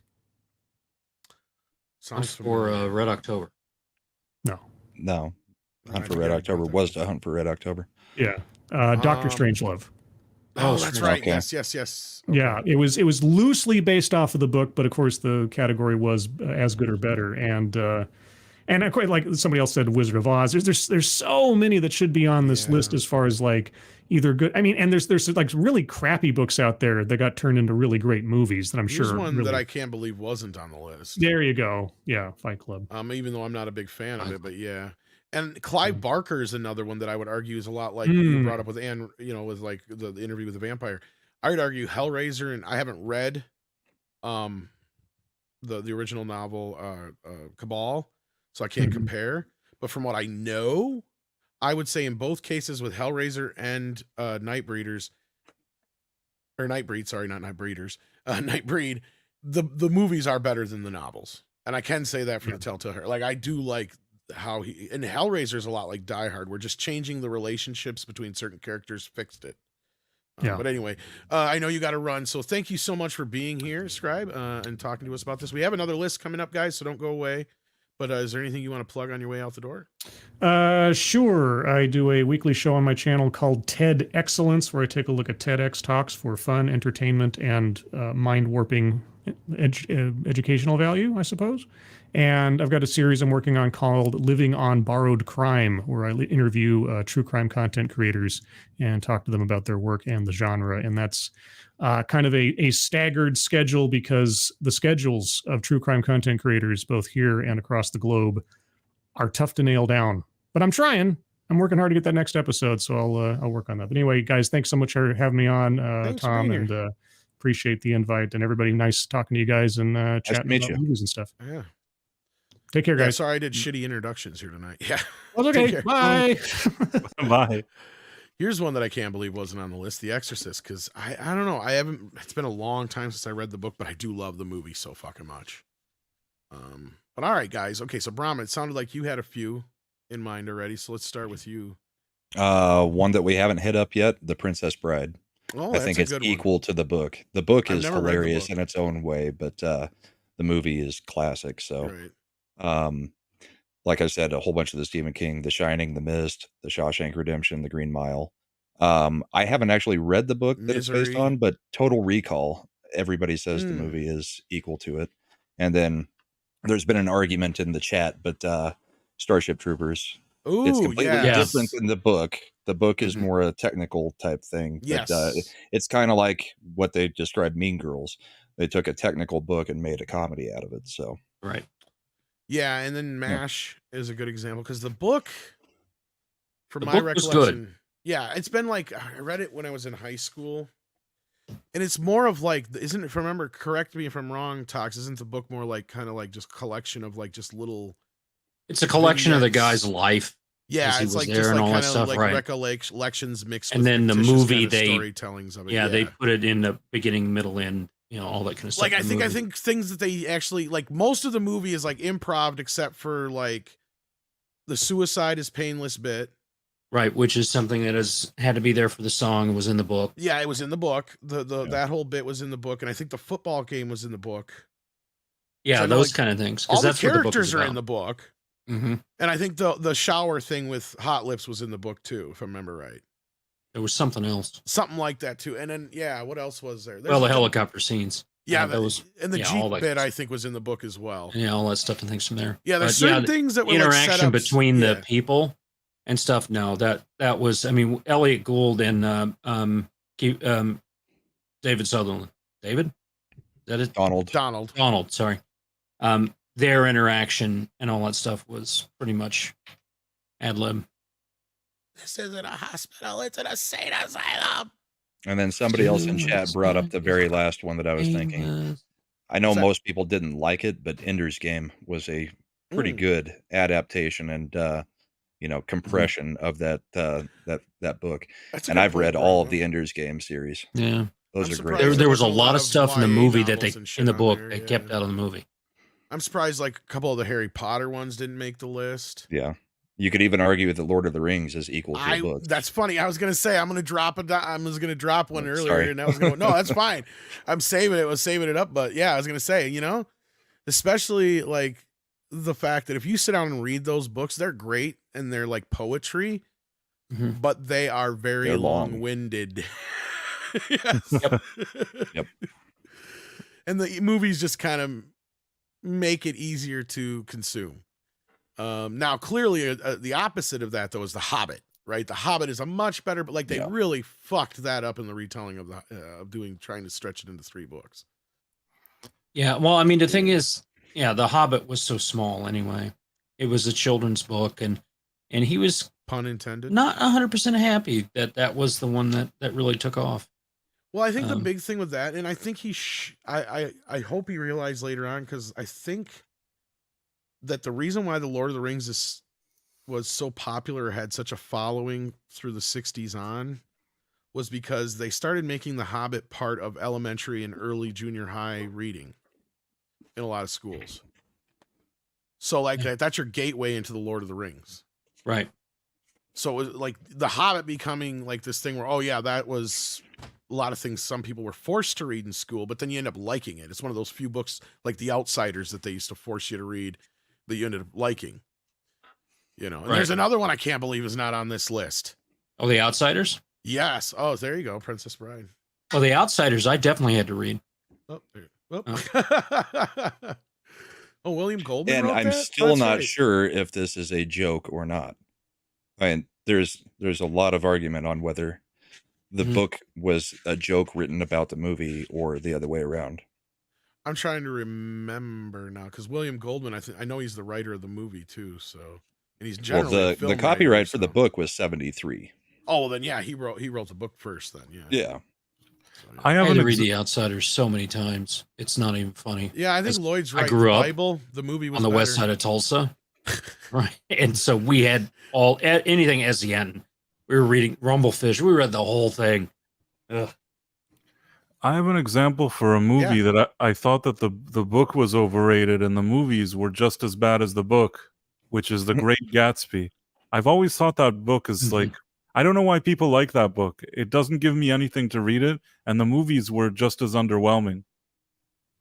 I don't get it either. It's never been one of those that I understood why it was so popular. But you're right. Like everybody, like there's been 24 film versions of that. They always try to make them, and they never do well because I think the book, the source material, isn't good. Yeah, it feels like one of those stories where they try to make it more important than it really is at the end of the day, kind of thing. Like, yes. How did you guys feel about Hitchhiker's Guide, the movie?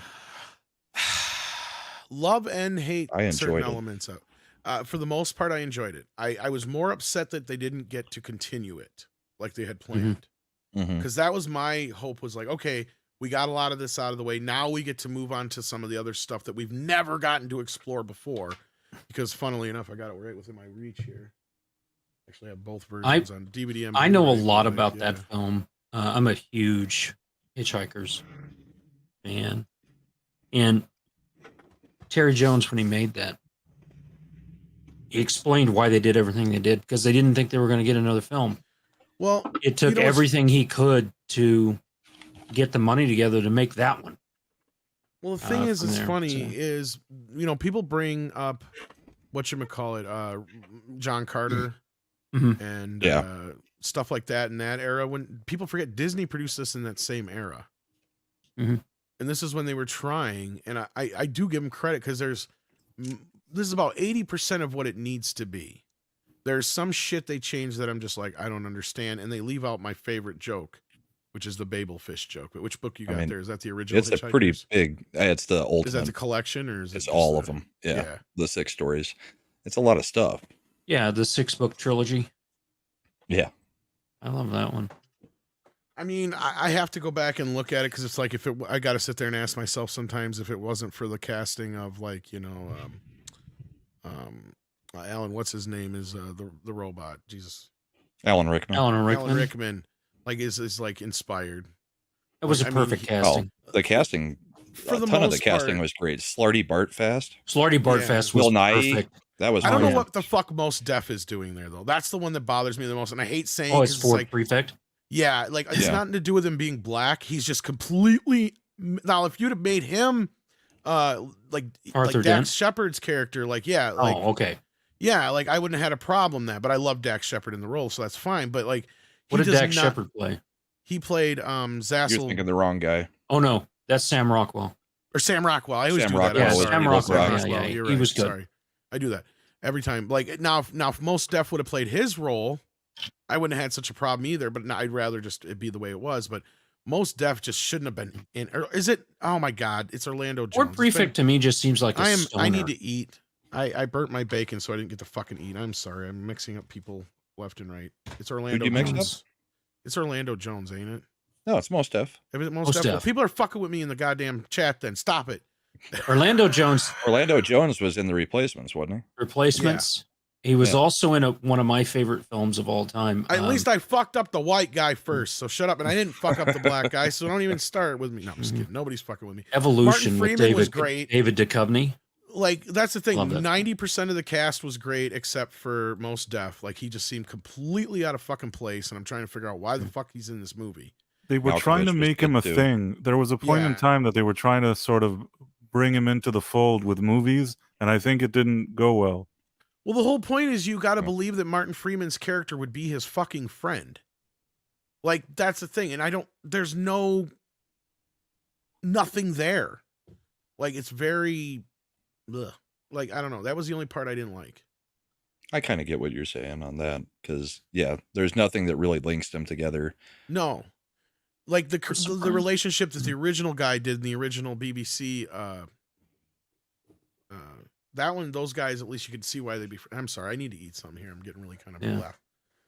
But anyway, I'm surprised Gone with the Wind wasn't on this list. Yeah, that's another one I can't believe wasn't on here. Let's see what you guys are saying in the chat. We've got Silence of the Lambs, which we already brought up. Thank you so much for participating. We got Richard Curtis here, who sends in 20 pounds. Wow. That's I'm real a huge money. Stephen King fan, but the film of The Shining is so much better. I agree. I said that earlier. I think even the film of Dr. Sleep is better than the book. Now, King had a lot of influence over the movie of Dr. Sleep, and that was him working out some of his demons, trying to connect both worlds. If you watch the making of it, he flat out says, he's come a little bit more to terms with Kubrick's Shining, but this is him working those kinks out, I guess. It's because he was always upset about the fact that Kubrick took a lot of the elements of what the book was and made you question, is it really supernatural, or is Jack Nicholson just going and slaying slash becoming an alcoholic? That was the thing that King didn't really like about Kubrick's version, where King, his whole thing was, oh no, it's supernatural.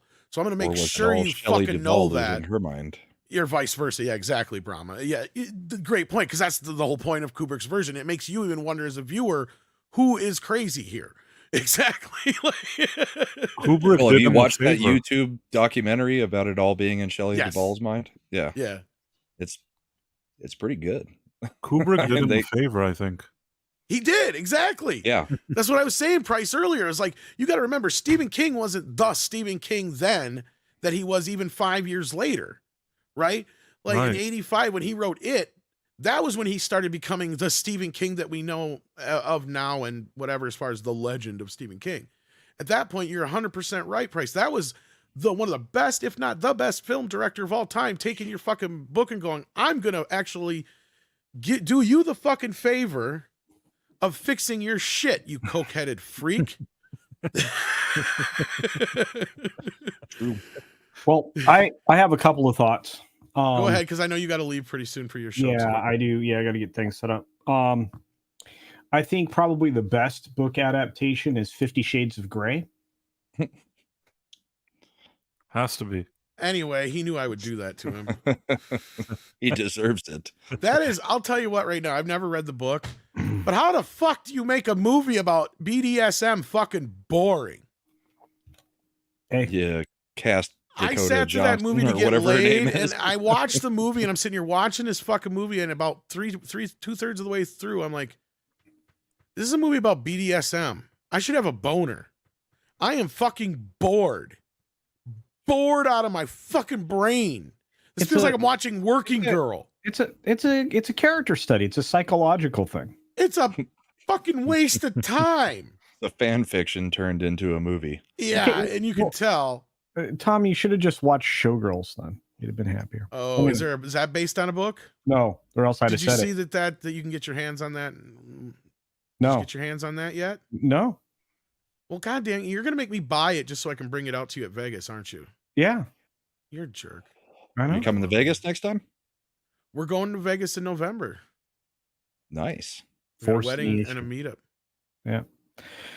All right. Okay. leaving me? Here's the one that I really thought people Okay, would go ahead forget. and do your list. Yes. Yeah, was Forrest Gump. Did they mention that in that list? Yeah, you Chat must have stepped did. away The with it list because didn't. I've read the book and there's only one thing in the book that I thought they should have kept in the movie, and I want to hear your thoughts too on this, Culture, because I don't like the book nearly as I thought the book was kind of bad. I don't like it. It's all right, but it's not what Robert Zemeckis made Forrest Gump to in the movie. They made Forrest Gump into this lovable guy. In the book, he's just a dumbass, and only one time. It's pretty much a dumbass who just happens to luck into doing the right things all the time. And the one time in the book that I thought they should have put it in the movie is there's this part where he's out with this guy in college and they get a flat tire. So they're fixing the tire and the guy gets pissed, or something happens, he knocks the hubcap over or whatever, and the bolts go rolling down into the sewer, and the guy gets pissed because he doesn't know what they're going to do. So Forrest goes, why don't you just take one bolt off the other tires and put 3 bolts on that tire, and then we'll just put that, whatever. He figures it out. And the guy gets pissed, so he punches Forrest because he figured it out before. Like, you should have left that in the movie. Other than that, the book kind of sucks. It's not that great. It's, All right. Well, oh, sorry. no, go ahead. I'm saying that the movie at that very time, kind of like with Jurassic Park, it introduced this idea of planting him in historical events using CGI in a way that wasn't done before. And I think that was part of what made that the was movie. a gimmick, yeah. Yeah, it was a gimmick. I still think it was remarkably well done. It was. yeah. Well, that gimmick that shows you the difference between the type of people we have today, Culture, and the type of people we had then with Robert Zemeckis before he went crazy with the technology. And that was, oh, I've got this new tool. What can I do with it that nobody's ever seen before? As opposed to, I'm just going to fucking splatter the screen with a bunch of fucking whatevers like they do now. But you wanted to say something about Forrest. Go ahead.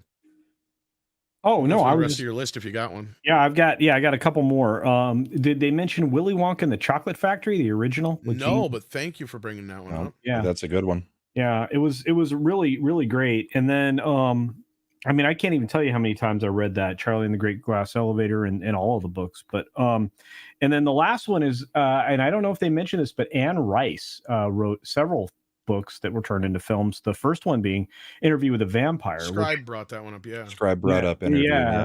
So yeah, I think that of those, there's really there's not as many films that are even close to a faithful adaptation. It's just one of the things that really irritates me is there have been so many different, there've been so many different things that have been turned into films. I mean, of course, all the Harry Potter things were, you couldn't have done a better adaptation, but it still left so much out.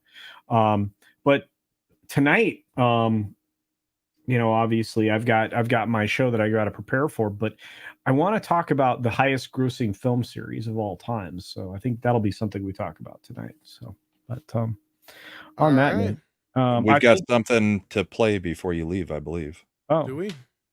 What? Yeah, Tox has been trying to get your shared it. attention, Yeah. Tom. Where is it shared at? I don't. Oh, here we go. I was looking for like a. I'm sorry, I was looking for like a link. What's happening? Yeah, because this never seems. I don't know. Nothing's coming up. Oh no. Maybe share it as a link. That's what All I'm right. saying. Let me. Hold up. Now we got a black Almost. screen. It's almost there.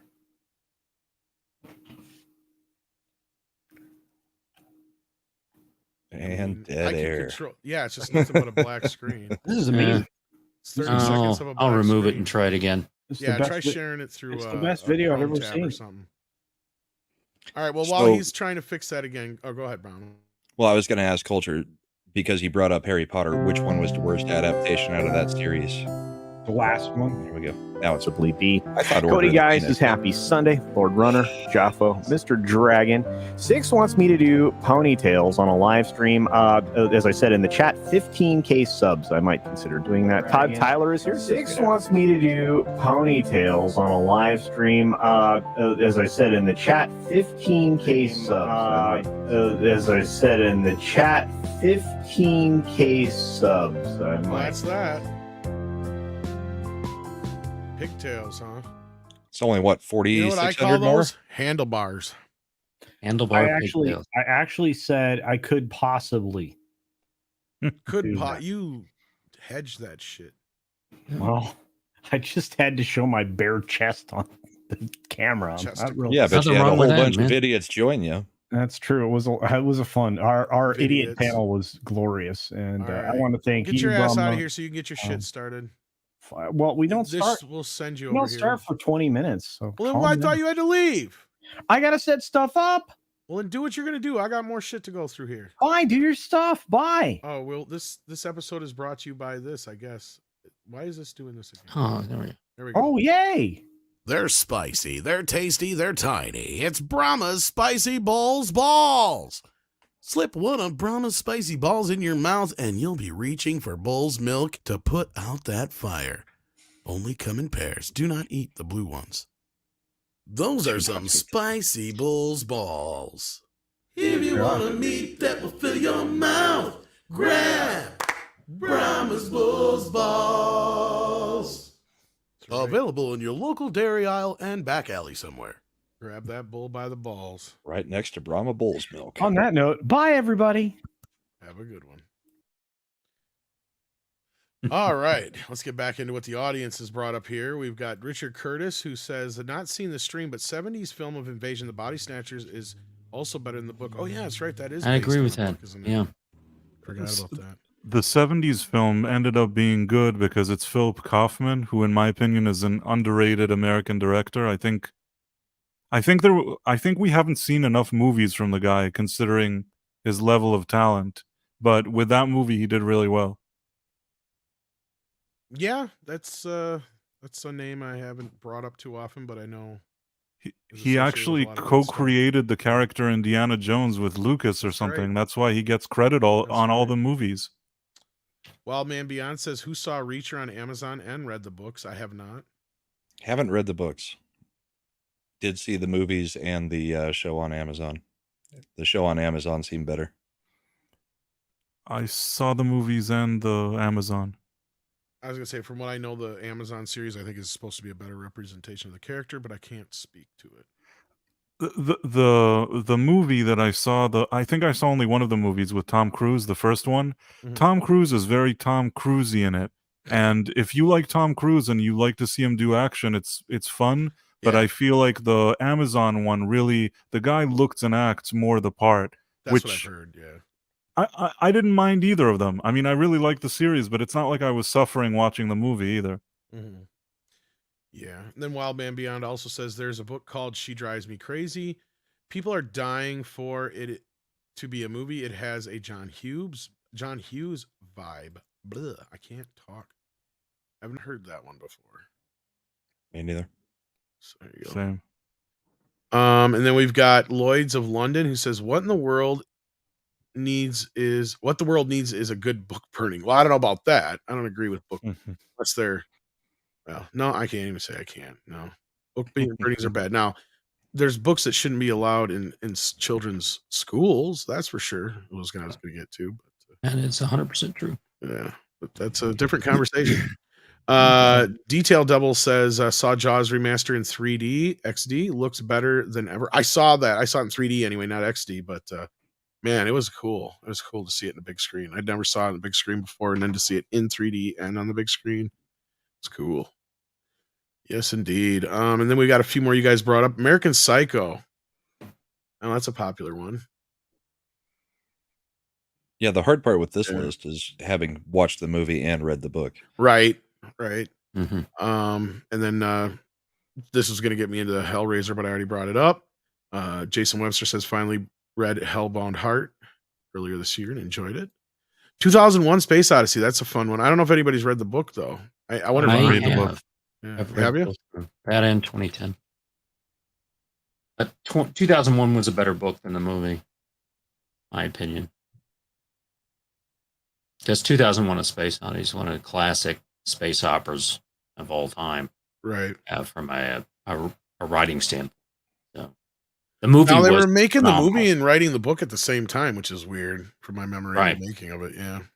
But I mean, so both kind of influenced each other in a weird way. Kubrick, there's only so much you could do with a film with that kind of stuff. The opening scene, flying through and all that stuff with Pan Am, that's the problem with the movie doesn't age well because a lot of the companies that they use are all belly up now. Yeah.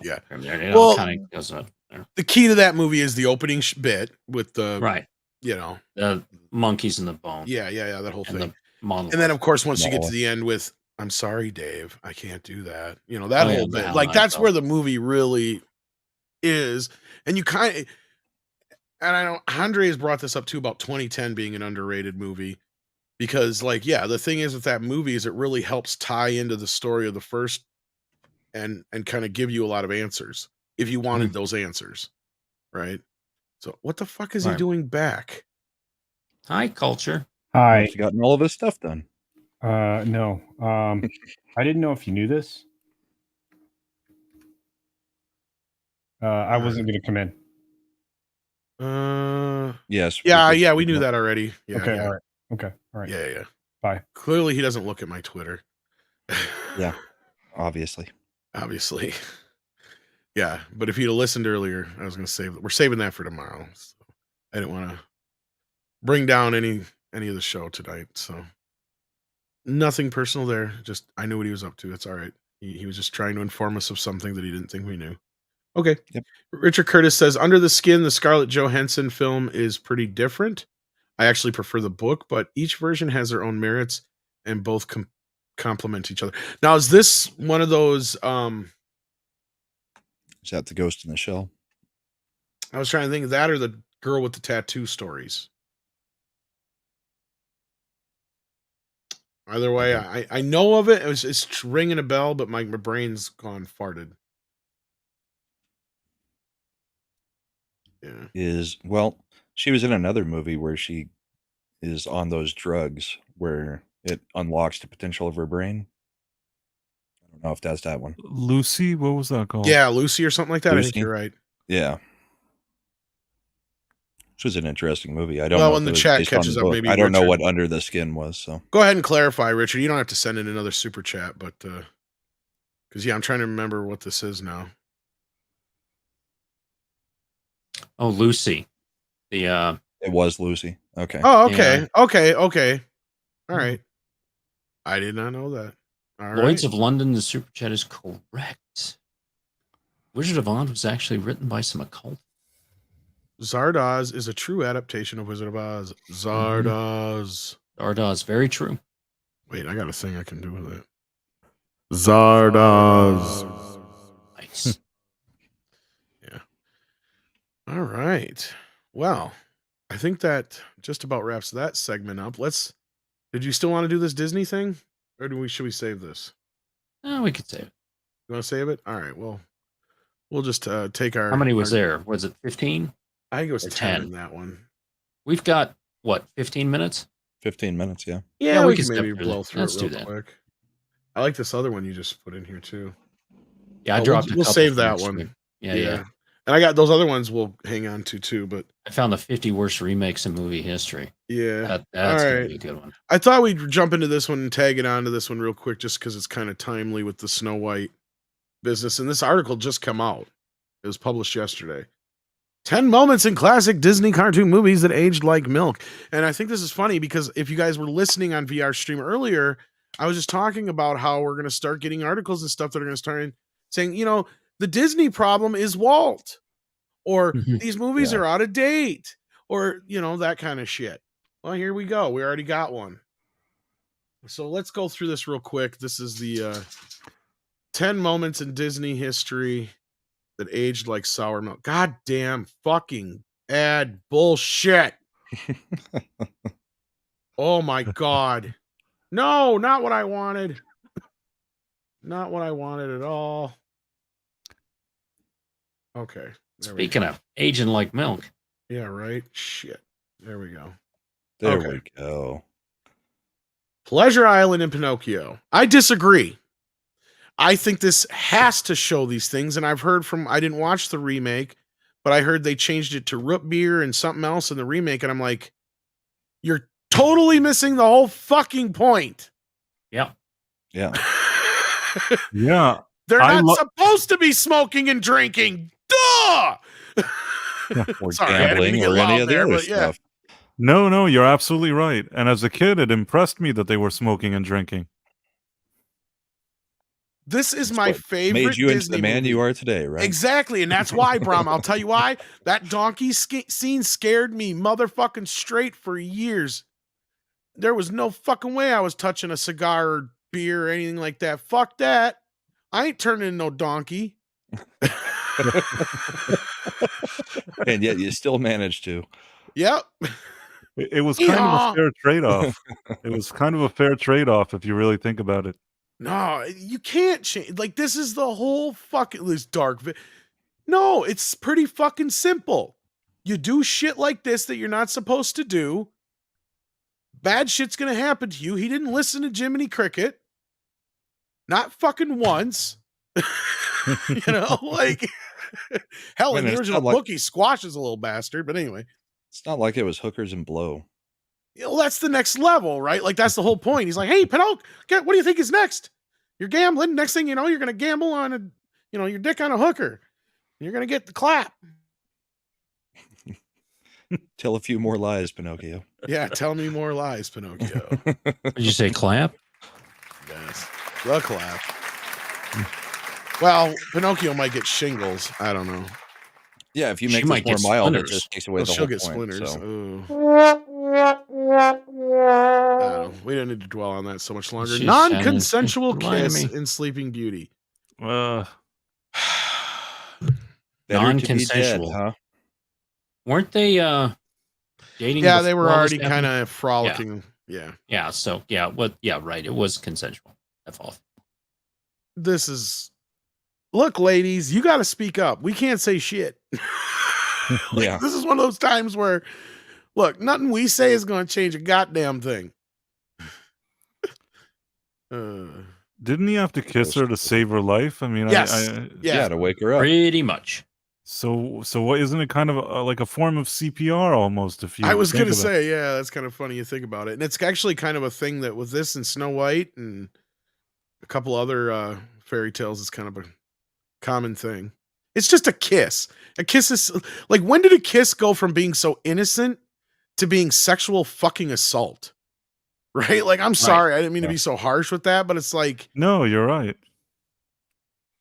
because I really remember it becoming a big deal when was it, like a couple of years back, like some little kindergartner got in trouble because he kissed a girl in the class. Yeah. And everybody Got freaked suspended out. and accused of sexual assault. Yeah. Like, did anybody even once bother asking the little girl if she gave a shit? You know, like, that was what I could kind of see through the whole thing. But, like, yeah, anyway. Which would also apply to this case because it had to be true love's kiss. Exactly. So obviously he was her true love if it worked. So she wouldn't have denied that. Well, and here's one that's stupid because they already fucking changed it. The Arabian Night lyrics. They already changed them once. And it was fucking true. Where they cut off your ear if they don't like your face, it's a barbaric, but hey, it's home. They cut that line out of the original version. To where if you haven't seen it since its original release, you haven't heard that line, yeah. And so they think, at the same time, I mean, they're talking about a specific time in history. yeah, they chop off your hands or kill you if you get caught. Yeah, if you stole something, there goes your hand. If not hung, yeah. Yeah. The opening scene of Robin Hood, Prince of Thieves. Yeah. Song of Roustabouts and Dumbo. Dumbo's got a lot bigger problems than that. I would have thought the acid-induced elephants. Yeah. And not only that, people have been going after Dumbo for the crows for years. It's like crows, yeah. You do realize that those crows were voiced by black men and shit like that, right? Like, that's their whole shtick. I think they even co-wrote some of that shit. But anyway, if my memory serves. But anyway, whatever. Yeah, it'd be like the Wayans brothers. What song do you remember from Dumbo? What song do you remember from Dumbo? From Dumbo? He can fly. I know I've seen about anything, but I ain't never seen an elephant fly. Yeah, that's the only song I know. Mine would be Pink Elephants on Parade. Well, that's a good, but that's not, do they sing in that? I'm trying to remember. Yeah. Yeah, okay. Pink Elephants on Parade. Yeah. Yeah. Oh, God, it's been like 20 years since I watched Dumbo. Yeah, me too. Second my kids aged out, I was like, yeah, nope, exactly. I'm not ever watching it again. Well, some of those I don't mind revisiting, but the Black this is another one they've already censored, so I don't even know why it's on the fucking list. The Black Centurets, is that how you say it? In Fantasia. Centurets. Yeah, these have already been cropped out or cut out, so what the fuck's the difference?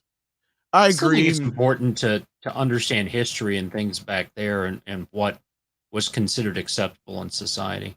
Like I said, I was just going to say, yeah, I agree. Yeah, it's a little racist, but that doesn't mean it needs to be erased. Right. It's good to understand. This is the way things were and what they thought back then. They didn't think that this was that big deal.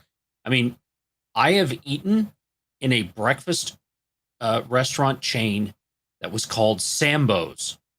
Right. That had the look. Didn't they of get a bunch of character. shit for a while? Yes. They eventually closed down. They changed the name and eventually closed down, but it was called Sambo's. Nobody thought that was a thing. But until later, and we say, hey, and then we learned, okay, we shouldn't be doing. Okay, I get it. Well, that's my thing too. Is exactly that. Tox is instead of looking at it historically, going, God, look how far we've come. Right. Instead, they go, erase it. It's like, why? So it can happen again. Erase media, pull down statues. It's the same thing with Aunt Jemima, which basically I never thought anything. I thought it was just some aunt making maple syrup or whatever it is. And then sometime in the past few years, somebody got up and said, do you know that in 1875, when they came up with it, it was because they saw like a woman of color, whatever it was, and it was sort of considered negative in 1897, whatever it was.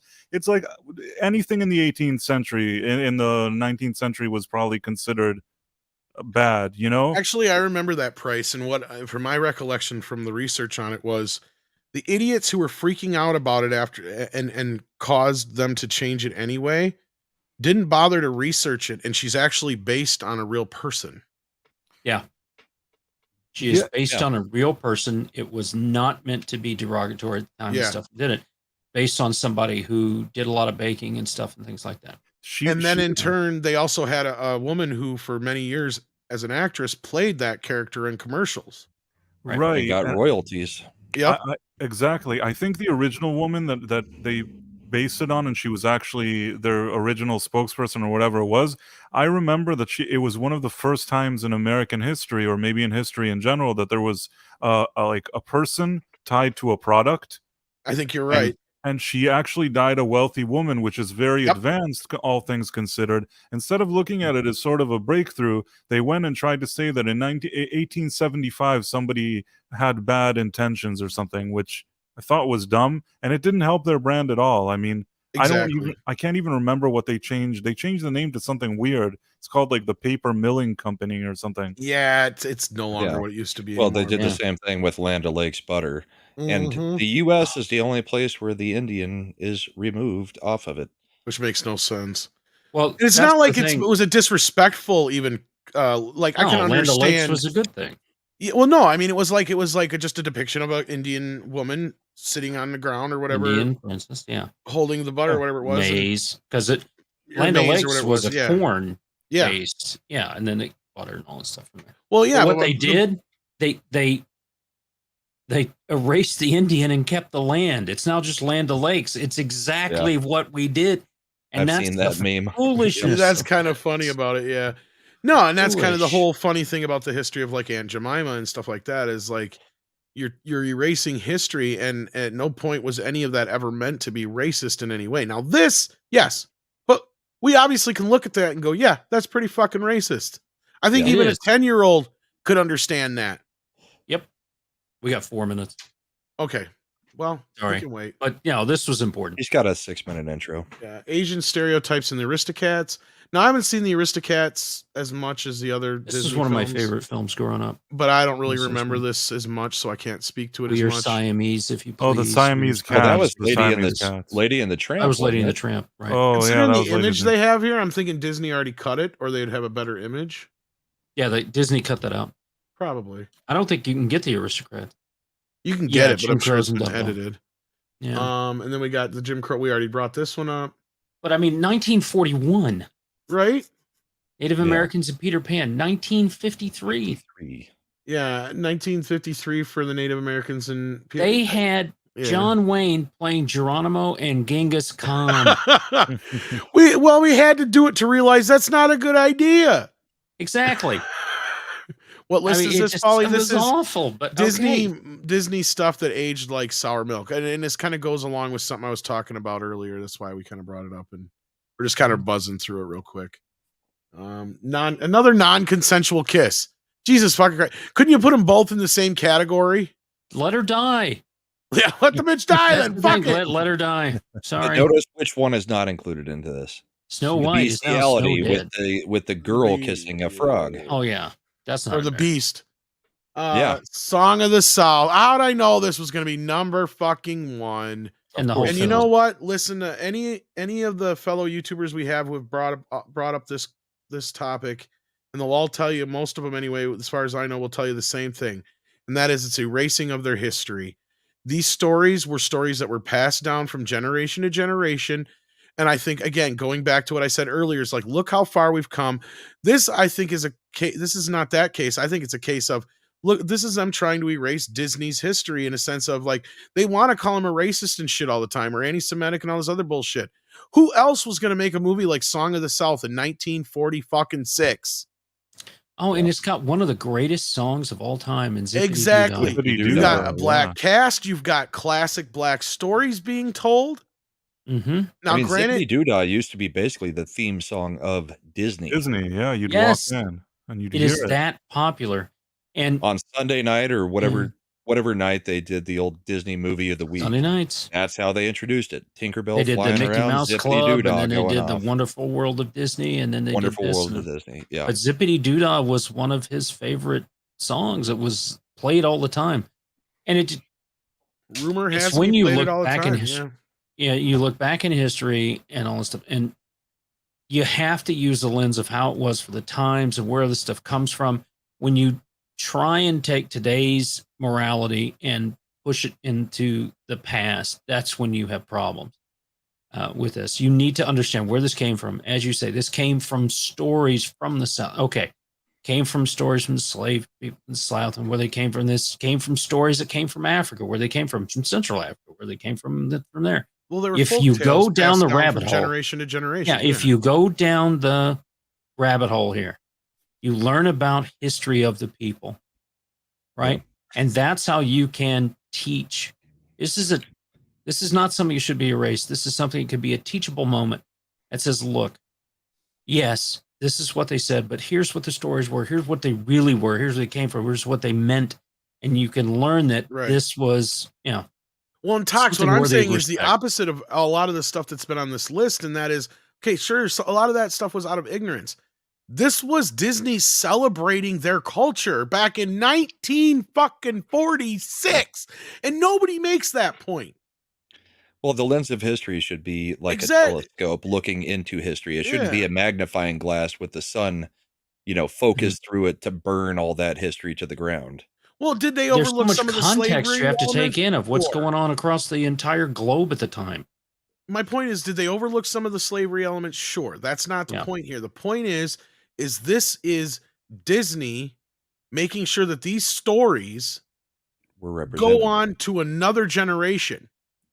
And like I'm saying, who else in 1946 was respectfully taking black history, historical black stories and giving them this much respect and putting them on God, screen? no. You look at the cartoons of the time. No way was that happening, Tom. No way. And that's my point. This is the equivalent of the whole cast standing up for what's her face and Gone with the Wind. Like, if she's not allowed in, we're not allowed in. Oh yeah, yeah. That's won the whole the first thing. Oscar of all time. Yeah, And at to least me, we still had Splash Mountain up until last year. yeah, and that's my whole point. Is like people are not. I think that they're missing the whole point of this with a lot of these things.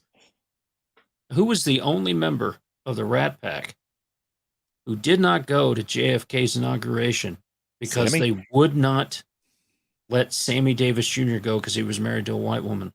Frank Sinatra? Dean Martin. Dean Martin. Dean Martin had a moral code, and it was friendship and loyalty. He didn't see color. He didn't see any of that stuff. The rest of them went. He's like, nope. That if you're not good enough for my friend, you're not good enough for me. And that was it. And that's the kind of moral code that used to be in certain things we saw in Hollywood. And that's gone. And look, people have made this film available. You can find bootleg DVDs. Somebody even did a 35 millimeter scan copy. of it. I have it on Blu-ray. Yeah. So I mean, it's out there. It's not like the movie's great or anything. Like great. Like one of those movies where it's like, oh my god, it's one of the Brer greatest movies Rabbit of all time. was, It's just, as they say, and Brer Empress says, Brer Rabbit was outsmarting them all. he was like their Bugs Bunny type character, basically. Yeah. Yes. Yeah. Or the Woodpecker. Or Woody Roadrunner. Roadrunner, whatever you call it. Yeah. Roadrunner, all that stuff. Thanks for there. But all right, well, that's 2 lists we got through this week. Next week we're gonna go through one of 2 big lists, depending on who's here. So stay tuned for that. Price, I want to thank you for dropping in here. Want to plug anything on their way out the door? Just my YouTube channel, Price of Reason. I put up a Ahsoka review this week, and a few people seem to like it. Maybe people would enjoy it. Awesome sauce. And Tiger Valley says, you guys going to do your own tier list sometime? Yes. In fact, Tox and I just brought this up before the show went live. We were talking about it ourselves. Yeah, we got to get together with Paul. I really want to do the comedy one. Yeah, there's a few ideas we have, and we want to do first. But like we're thinking, I want to maybe do once a some month. sci-fi ones too. What are best sci-fi films of each of the different eras? And we still need to get together that 1984 versus 1987. 1982, you mean? Yeah. 82, 84, 82. Yeah, R&B kind of. Yeah, I got to get him hyped up. We got to hit him up. It's we got. It's definitely in the work, Tiger Valley. But thank you for asking. And Brahma, anything you got going on? You want to plug? Not much. You can go sub to my channel. Not a lot going on there, but I do put my playlist of where I appear, which is mostly on Comics Division's channel, which we have a show tomorrow night, Monday Night Meltdown. And I will be on Culture's show that is just starting up. I don't make it on this one often, but thank you for having me, Tom. No problem. It's fun. What do you got here, Tox? All right. So mixtees.com/beachpunk. We've got I Am Knuff. We've got Duck Disney shirts. We got the male and female versions of that. There are 2 genders for a Duck Disney shirt. Drop by. take a look at the merch there. You can even clown out the Barbie movie by getting yourself a pink "You'll Bring the Kenergy" t-shirt from there. Lots of good stuff going on there. Cool. Comics Division tomorrow, Monday's Meltdown at 9:00. Lots of good topics to talk about there. Boy, Dune 2 getting pushed out has pissed me off. Sucks. Yeah, pissed me off. One of the only things I was looking forward to. Yeah, and we talked Rebel Moon on Thursday. Might look at that a little bit in depth, a little bit more. But yeah, we got that coming up. And then Wednesday we've got Yelling at Parked Cars. Thursday, the Throwdown on Comics Division's channel. And we've got a lot of stuff coming up. The Awards of Power and some music stuff. We got a Christmas album we got to put together. So lots of things in the works, and I've got to start scheduling some time for us to get together and work on that. So lots going on. Awesome. Tom, thank you for doing this stream at the end of the week. It's nice to have some positivity to go over some of these lists and just have some discussions about. So I appreciate it. Thank you. Yeah, and that reminds me, I'm working on a few T-shirts. Here's a hint. I like turtles. Oh, yeah, there we go. Tom's turtle soup. I got some ideas coming. So with that, I want to thank everybody. We're going to head on over to Culture Stream. I hope to see you there, and take care of yourselves and each other. Hi, Sadie. I know you got to go potty. Yes, I know. I know. Yeah, I know. Yeah. You going to talk to everybody? No? All right.